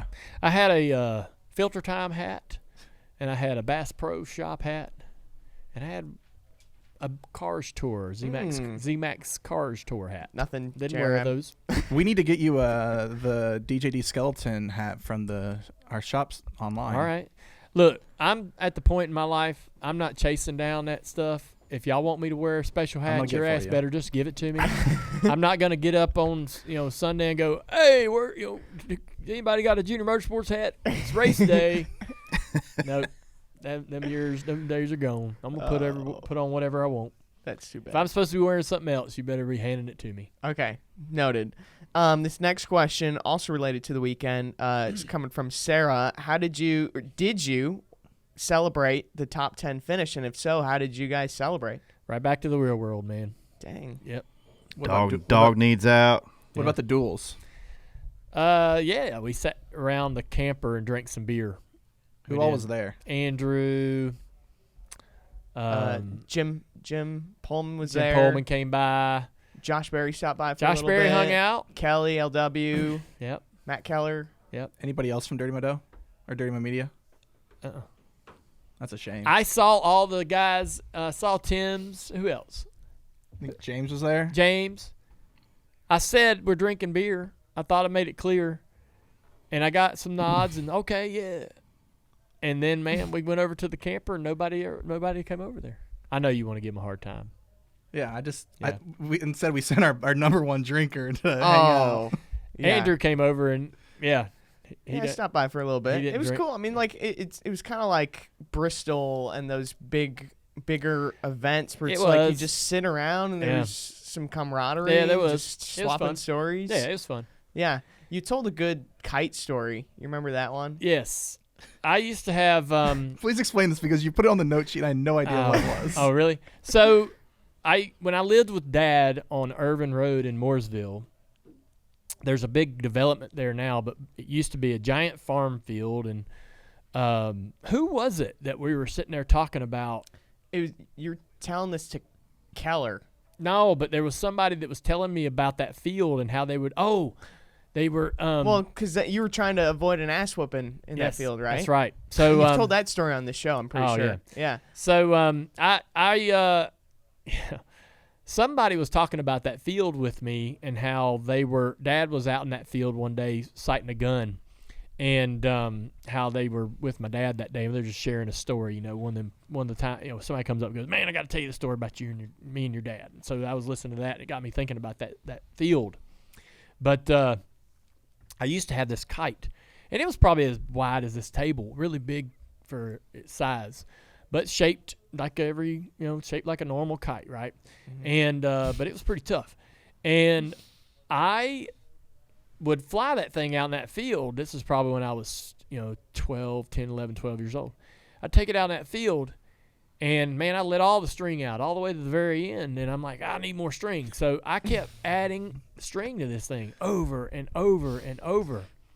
And I bet you the string, it was probably 3/8 of a mile. You said half a mile. Yeah, I'm thinking about it now, and it was probably a bit. That's still probably a lot not of that string. Yes. So I would stand. The field went the entire length of the road, and the road was probably about a quarter mile at minimum. And I would stand on one end of the field and fly that kite all the way down parallel with our road over the top of this tree line. And I knew it was over the tree line because every couple times it'd get down in there and get in the trees, and I'd have to go get it out. But so I would literally let out about a quarter mile or 3/8 of a mile of rope or string, and then have to, when I was done, I'd sit there and wind that all back in. It took forever. But eventually it got to be that the weight of the string made it difficult for the kite to keep up. Pulling it down. Yeah, the weight of the string. That was when I was like, can't add any more, because I get to a certain where it's not, 9, 10, 12 mile an hour winds wouldn't even keep the kite in the air. But that was just a story we were telling the other night. It was pretty fun. Yeah. I like to fly kites, man, because it's like the simplest thing in the world. And now I haven't flown a kite in forever. But now that I got these girls, we'll go out on the beach. Right. Yeah. But got what's good so wind fun there. about it? What is the fun about flying a kite? Yeah. Oh, I don't know. I don't know. I feel like go fly a kite's like telling someone to get off, like go away. Like yeah, no, kite's got a bad rap when that phrase came out. It does. like what's fun about flying a kite? Answer this. Yeah, it's like flying up anything.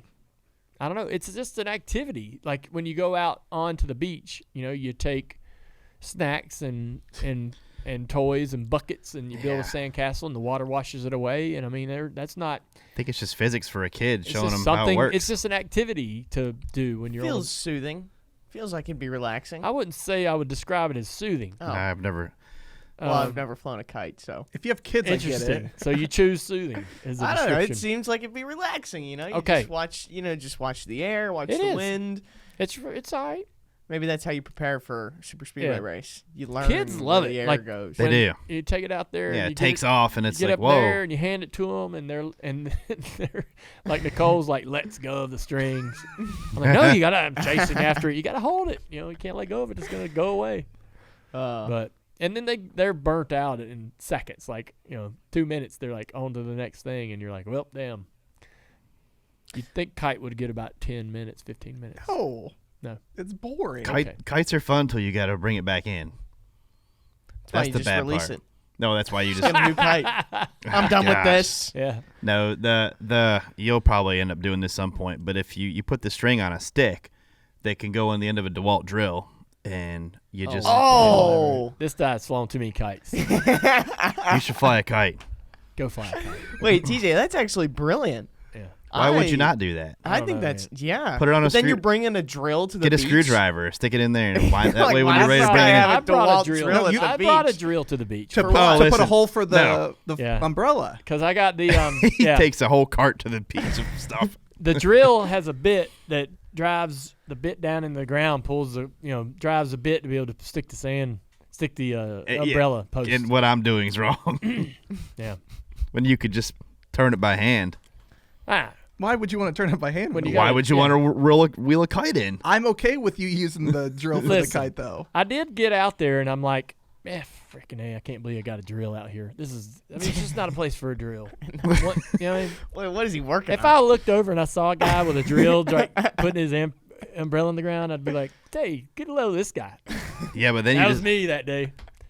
I think you're the guy that would just go help the next guy do it because, hey, man, I got this for you. Yeah. You know what I mean? Yeah. So you're the helpful neighbor on the beach. I do like hey, let me drill that's what I'm saying. You would do that if you saw somebody struggling with it. I do help people on the beach. But if you help your neighbors, then when you're playing music louder, they're like, oh, well, the guy's nice, so I'm not going to complain about the music or anything. Yeah.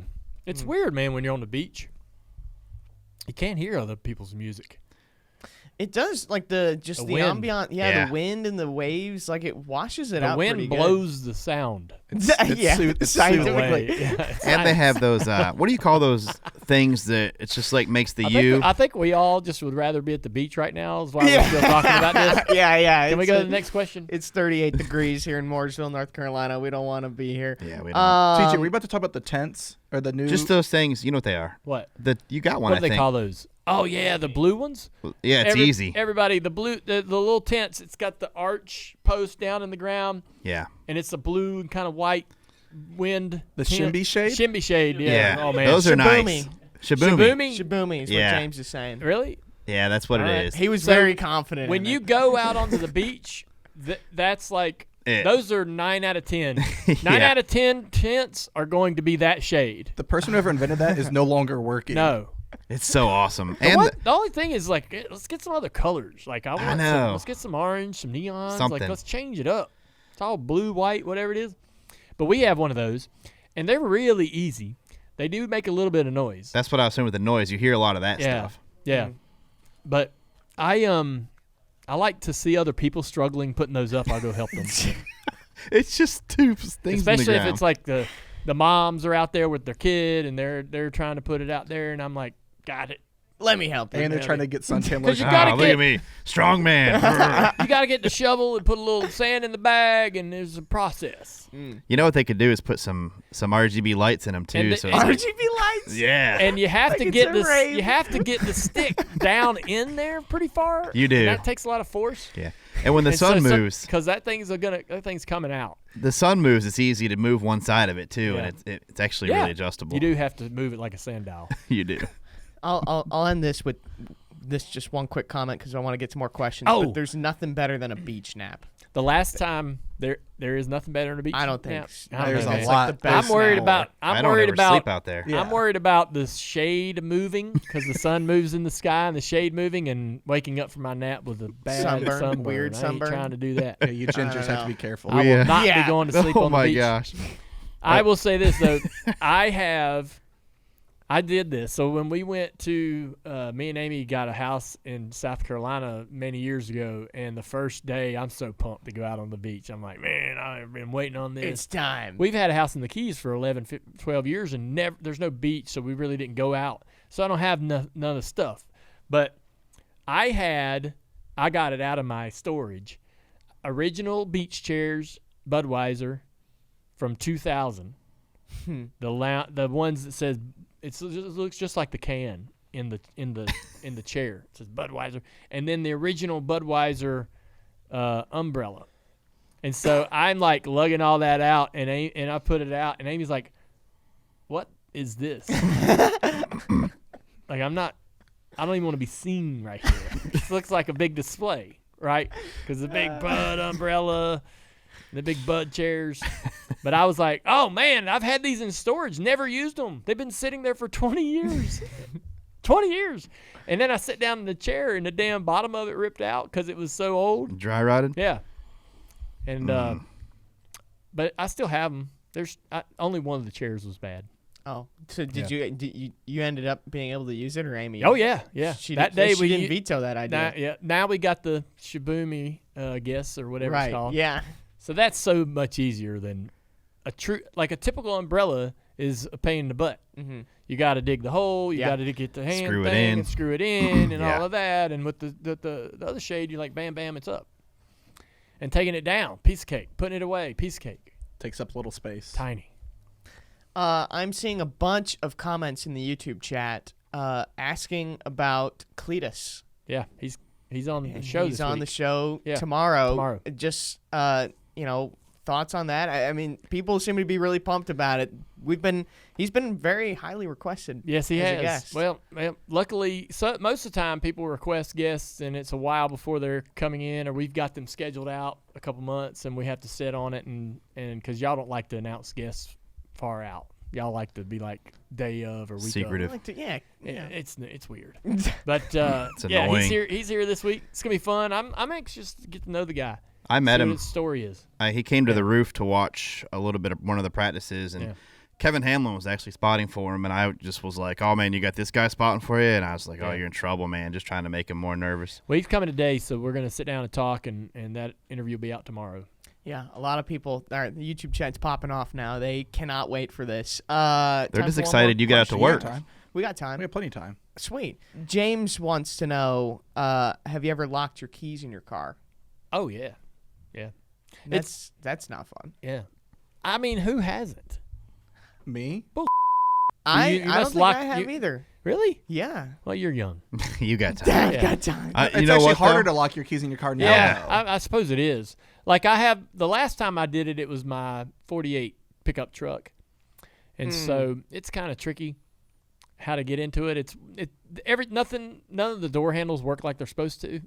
So you can accidentally lock it real easy. Well, that's why I never got locked out. Is my Buick Century that I first had. Yeah. You could turn it without like another key and it would open. So Yeah. it was good to go. Yeah. TJ? I got locked out of my truck. Man, it was probably a year or two ago.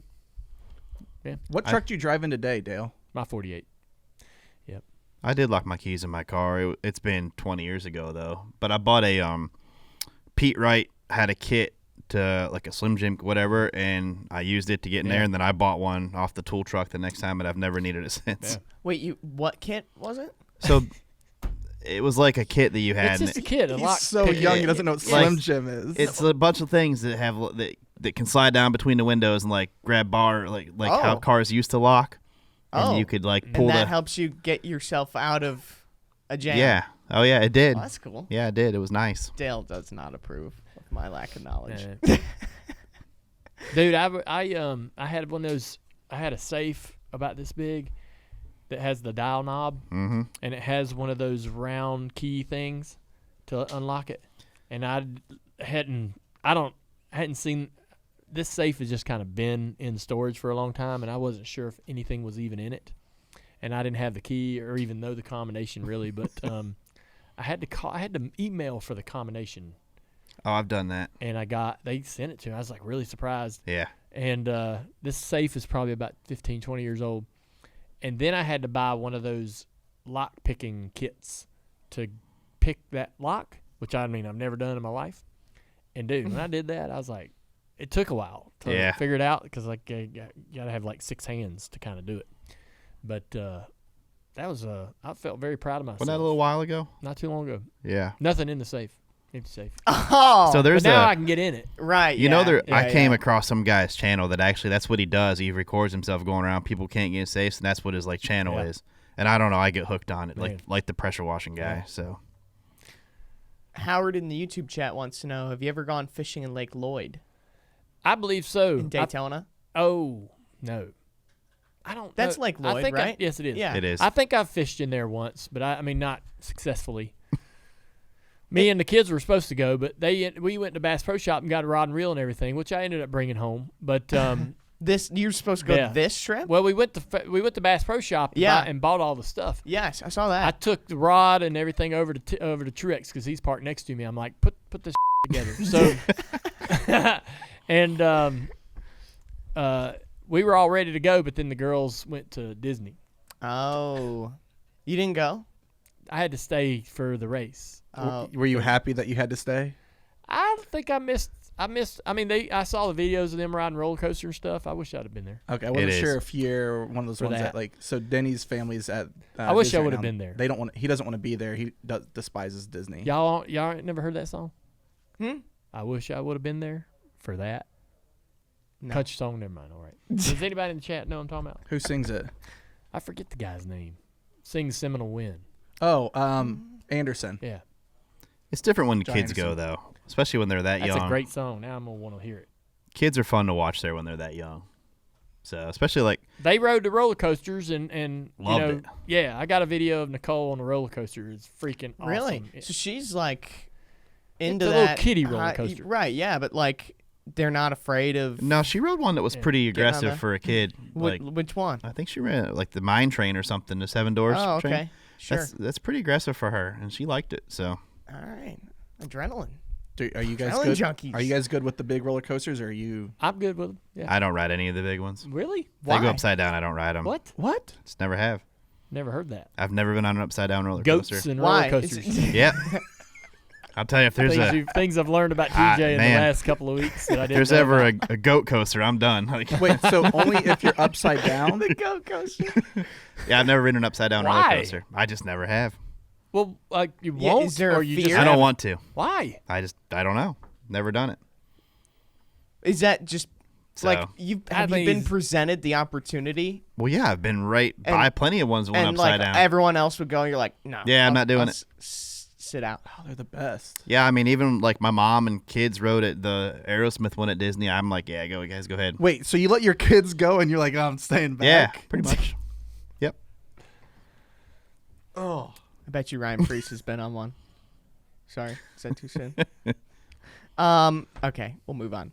This next question coming from Matt. The NFL is talking about expanding their schedule to 18 games, which may push the Super Bowl to President's Day weekend.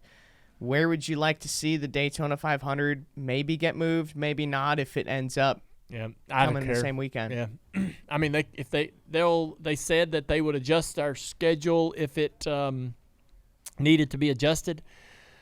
If they move the Super Bowl on top of one of our race weekends, we'll probably move our race weekend. And if that means the season starts a week later, it's no big deal. I don't connect the Daytona 500 with a specific date. I don't either. Right? I don't. It's not tied to. It's moved a little bit already Yeah. now and then. It doesn't make any difference. If it was run on the first week of February or the last week of February, the Yeah. first week of March, I wouldn't give a Yeah. So I think it's smart. Yeah, you don't want to compete against a big deal like the Super Bowl. So yeah. I typically feel like, man, I'm the way I usually feel is, and it's probably not the most successful way financially, but I'm like, man, let's not do anything to change us. Let's just, let's not adjust our thing because the NFL does this. Why do we have to maneuver, right, to be, I mean, what I'm talking about is like, the networks will want the race to start at this time later in the season because we're going, we're going up against something else on TV. And so they move the start times around specifically during the NFL season to try to catch some of the fans that are switching between games or whatever, right? And that's why we don't start at 1 o'clock because that's when all the 1 o'clock NFL games are going off. Most of the people are tuning into the NFL. And so, at least that's what I think. And I'm like, oh, hell with it. Let's be us. If you're wanting to watch us, you'll watch us. Let's start at 1 like we want to start and just hell with it. Who cares what the NFL's doing? But in this scenario, it's the Super Bowl. Yeah, you don't want to. Yeah. Wherever they put the Super Bowl, you're gonna be like, all right, man, we can't race on that day. I didn't want to watch, and I still watched it. Yeah. So. That was the Cars Tour had an opportunity, and there was a small conversation around going to New Smyrna, but I think the only night that we had available to us was the Super Bowl night, and I was like, man, I sent all our teams all the way down there to run on the Super Bowl night. Not many people are going to tune in on Flow to watch us. It just wasn't a good night. So I know that nobody wants to go up against that. Nobody. Yeah. TJ, just if this makes you feel better too, I'm seeing in the YouTube chat that there are some other people who have not been on upside down roller coasters. I didn't So figure you're I was not alone. alone. I didn't figure I was alone. They're all 7-year-olds, but Yeah. Real funny, Travis. Real good. Same Hey, height. Hey. Hey. Yeah. Speaking of Cars Tour, though, congrats to Butterbean. Yeah. Yeah, coming out of- Butterbean, our car store champion, went and won at Daytona. He was Yeah. on, He was on the BBC. show yesterday. Yeah. It was awesome. How Now was we it? can buy an Xbox to play college football with. Good. Finally, Butterbean. I want to Jeez. know why Have you he been trying hey, to get him in the league? What is? Yeah. Did you ask him? I know you didn't, but did they ask him yesterday why he was wearing a cool vest for the freaking ARCA race at Daytona? No. Good Lord. What's what was wrong the with deal it? with that? What's wrong with You that? don't need a cool vest for that race. What if Why? he was I mean, hot? It's not hot. It's- What if he was hot? He's Hey, not. He Dale, needs to, they're in the car for a long time in that ARCA race. this kid, all right, with this- all the red flags kid, and all the it's- caution laps. and it's like with you, ambient, Butterbean. It's ambient temperature. What does it bother you? If he's hot, wear cool. I think if you're running under 300 miles, you don't need one. You don't really. You don't even really need them for those night races at Bristol and stuff. I mean, we used to never wear them, and they're not a necessity. Shoes aren't a necessity, but we It's wear like a them. luxury. But if it gives you that much more of a competitive It don't. advantage, It didn't. He won. You don't think so? He It's won. drawing amps, taking power, Abs. He didn't. Yeah, but especially at Daytona. he had more power himself His mentally alternate, and stuff. he can't turn his he can't turn his alternator off and get a little extra speed. He was so I mean, focused. to their point, though, he did win with the less amps as everyone else, though. Ran more amps. He used more Right? amps. Yeah, he used. Yeah, he still won the race, though. And he didn't need to be wearing that. Yeah, I mean, whatever makes him comfortable. Yeah. that, I I don't like. know. I like. I that, would if he that was driving concept, my TJ. car. I'd have been like, What's "Yeah, that? you're not getting the cool vest this week." Yeah. You know? I do You think can the get one. ARCA, You can get one in May, June, definitely in July and August. it's got to be 90-ish Yeah. to really probably put that in there, in my opinion. Seeing a lot of congratulations in the chat, and BW from NJ in the YouTube chat says you can never be cool enough. So I'm going to tell you, more it makes a points for you, difference. TJ. Yeah. On the roof, it makes a difference when it's 90 degrees plus. I'm sure. Yeah. Well, that is a good place. All right. To wrap past Yep. this week. Yeah. Appreciate everybody joining us. We had over 2,000 That's watching. pretty good. That's amazing. Yeah. Good job, everybody. If you're a diecast collector like me, then you're excited about the start of a new race season. That's because now is the time when race teams are unveiling their new paint schemes. There's a lot of new diecast on order, and it's also when new cars start to deliver from Lionel Racing, the official diecast of NASCAR. Whether you have Junior Motorsports First Cup Series diecast already on pre-order, or you're excited about Noah Gragson's move to Front Row Motorsports, or maybe Chase Elliott's new sponsor, Amazon Prime, there are a ton of exciting things happening in NASCAR this season. And what's so great about a diecast collection is that it can tell the story of it all like no other collectible can. To help kickstart your 2025 diecast collection, Lionel Racing has a special offer for Dale Jr. Download listeners. Get free U.S. shipping on your next order when you use the promo code DOWNLOAD25 at LionelRacing.com. That's free shipping with the promo code DOWNLOAD25. That's download with the number 25 at LionelRacing.com. This segment on Dirty Modo is brought to you by FanDuel. All of us have FanDuel accounts, and we enjoy the product. Amy, my wife, just recently signed up, and she's still pretty happy. She won her first bet. Didn't make the best use of her bonus bets. Yeah, we'll teach her. But we will. Yeah. So I mean, if you make a bet, I think you put $5 down, make the bet. When that bet is over and done, you get $150, $200 in bonus bets. It's crazy. Yep. It's a I think it's lot. 150 right now. Yep. And those expire after 7 days. But man, it is a blast trying to learn the app and go through that process and having those bonus bets to do it with.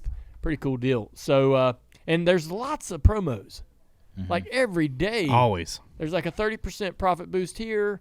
All kinds of cool stuff to do. So you're always kind of checking in on the app, finding ways to make the most out of that experience. And I'm really enjoying it. But Tim's, man. Tim's. My USA Tim's. let You me did down it, man. last night. What are you thinking? USA? Yeah. Oh man, well, I didn't know they were going to rest all their players. Wait, Well, what did he do? All right. He made a bet that just was like a high risk. They were Bet. like a minus 190 favorite. That is though. not. That's like even. But they It's not. It's like almost 2-1. yeah, but It's did you like know that even. USA already clinched their spot.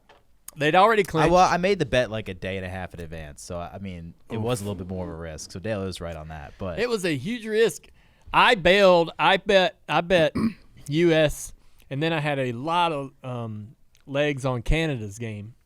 yeah, Canada came through. I had like 5 different legs, and it was 2-1 coming to the end of the second period, and I still had a cash out at like $34.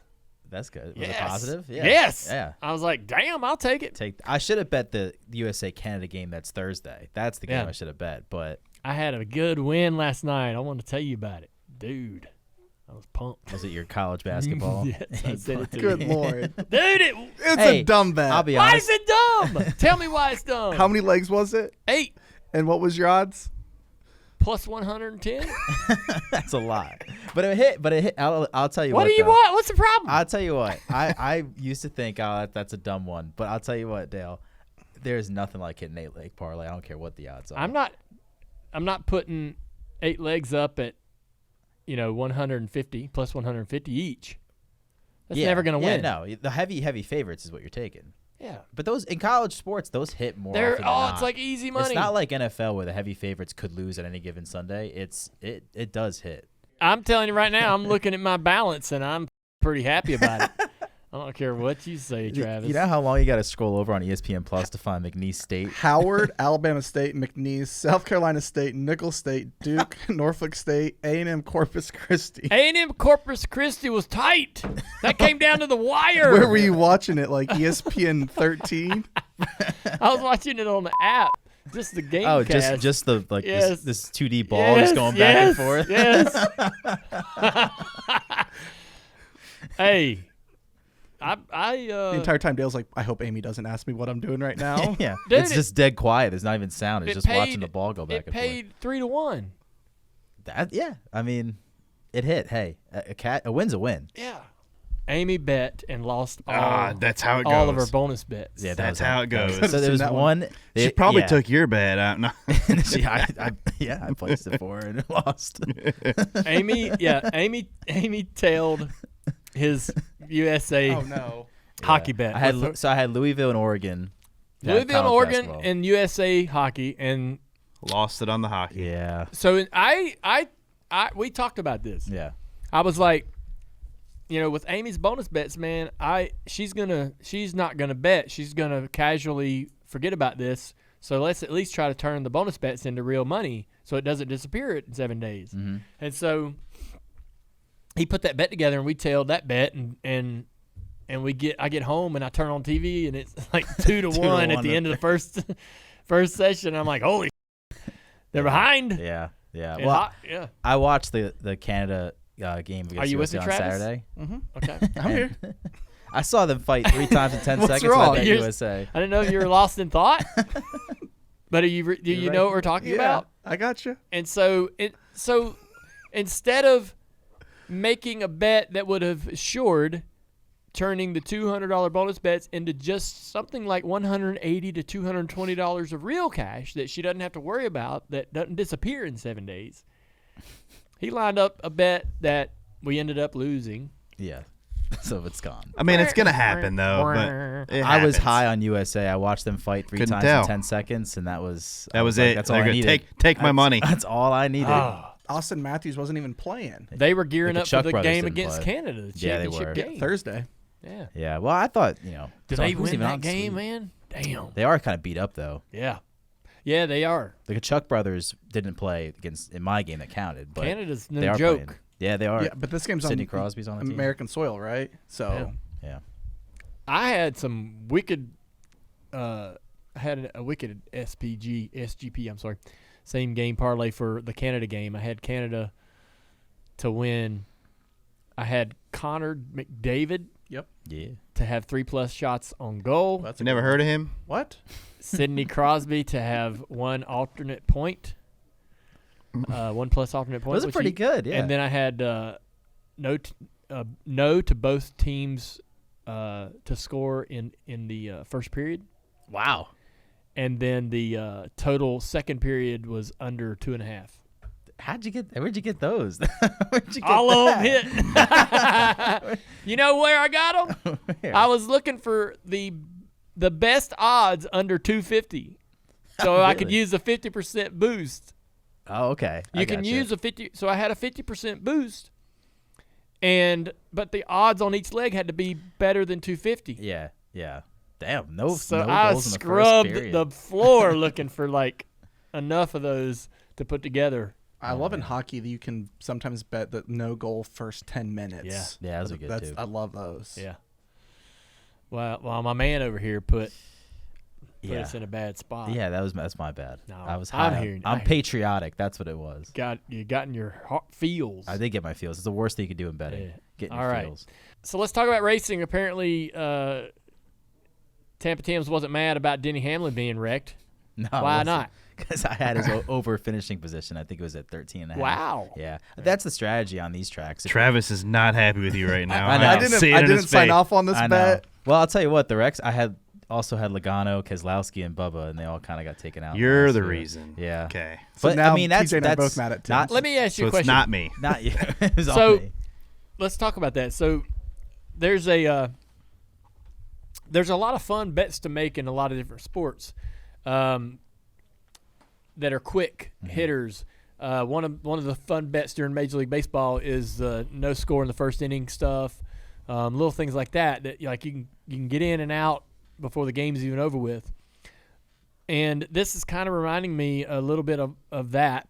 You found a way, like, kind of betting the winner and betting the standard bets can become somewhat tedious, and even in the restrictor plate or the drafting that they do at Daytona and Talladega, it's almost a crapshoot, Yep, 50-50. right? But you found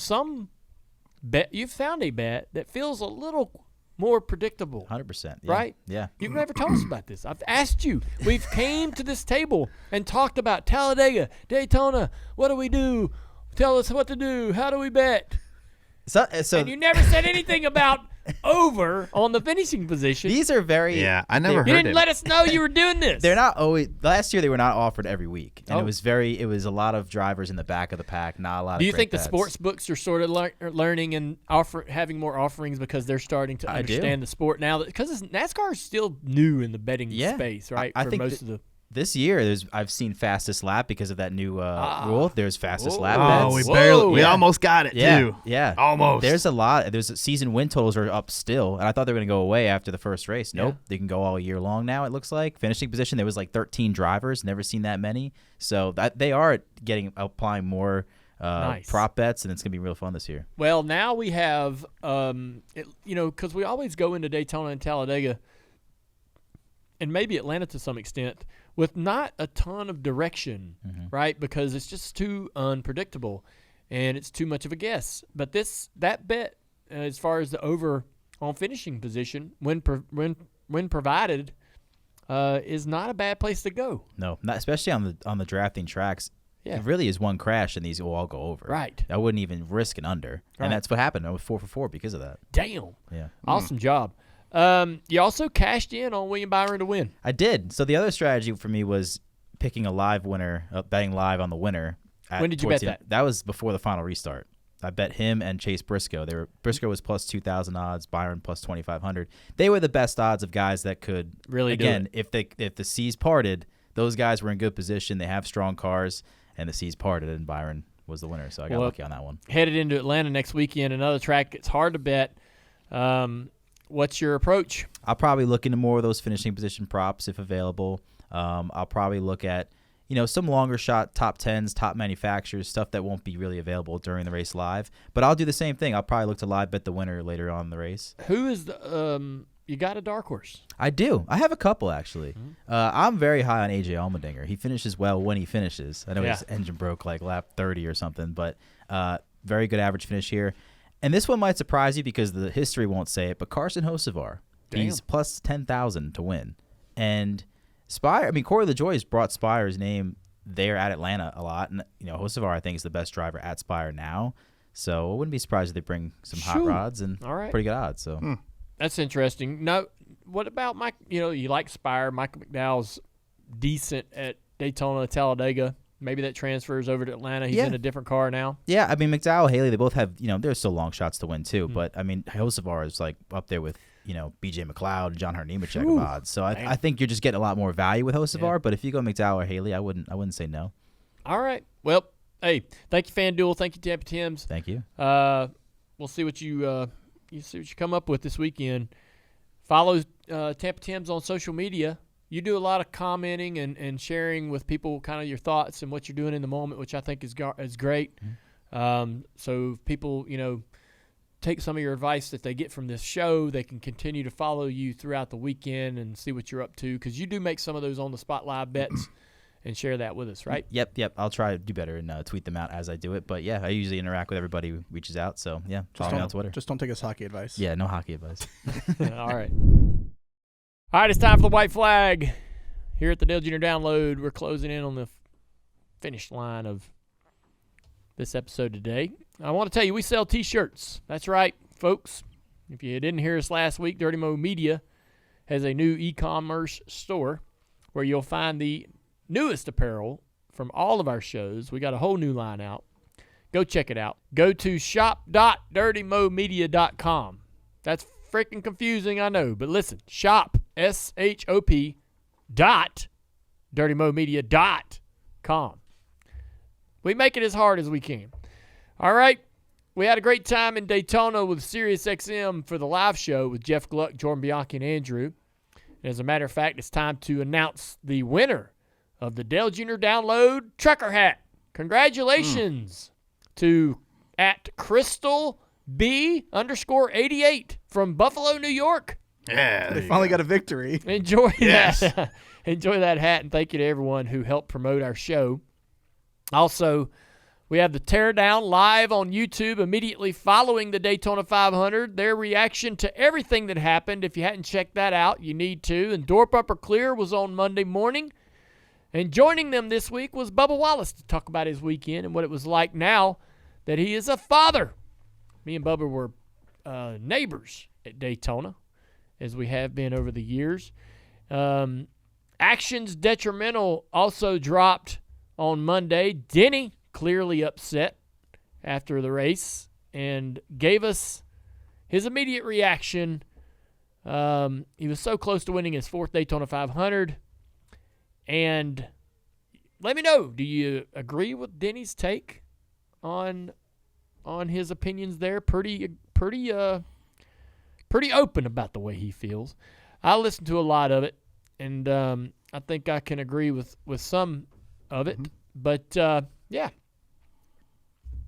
Tomorrow, my interview with Cletus McFarland will drop, and you won't want to miss that. Everybody's been requesting Cletus McFarland to come on the show, and he's probably got an interesting story, so looking forward to that. And then Herman Schrader and Speed Street also drop on Wednesday. You won't want to miss those two shows. And then Thursday, Bless Your Heart is back with Amy and myself. We took a week off. We were in Daytona, and Amy took the kids to Disney, so we weren't able to do that. Looking forward to get back in the studio and having fun with that. That's the show. I had fun. Tomorrow, Cletus, and then, yeah, we're going to Atlanta. Are you ready? I'm ready to go to Atlanta. Ready to go to Atlanta. TJ's ready. I'm so excited. All right. You better prepare them boys. Get them ready. We need some wins, TJ. Listen, I'm here for the wins. TJ's a full-time spotter in Xfinity Series for Junior Motorsports on that one car. Carson Quapple. Yeah, I want some victory toast this year, TJ. Yeah. I wasn't impressed. I wasn't impressed this weekend. With who? With you and Carson. Well, I'm sorry. Yeah. Sorry about your only top. I don't know what you guys only car in the top 5 that you had. I don't know what you guys are talking about, but yeah, didn't look like you guys had a big plan. Well, he had a little damage early. Lost a rear bumper. Yeah, that wasn't in the plan to start with, but no, he did a good job, man. He did. I'll give you a hard time.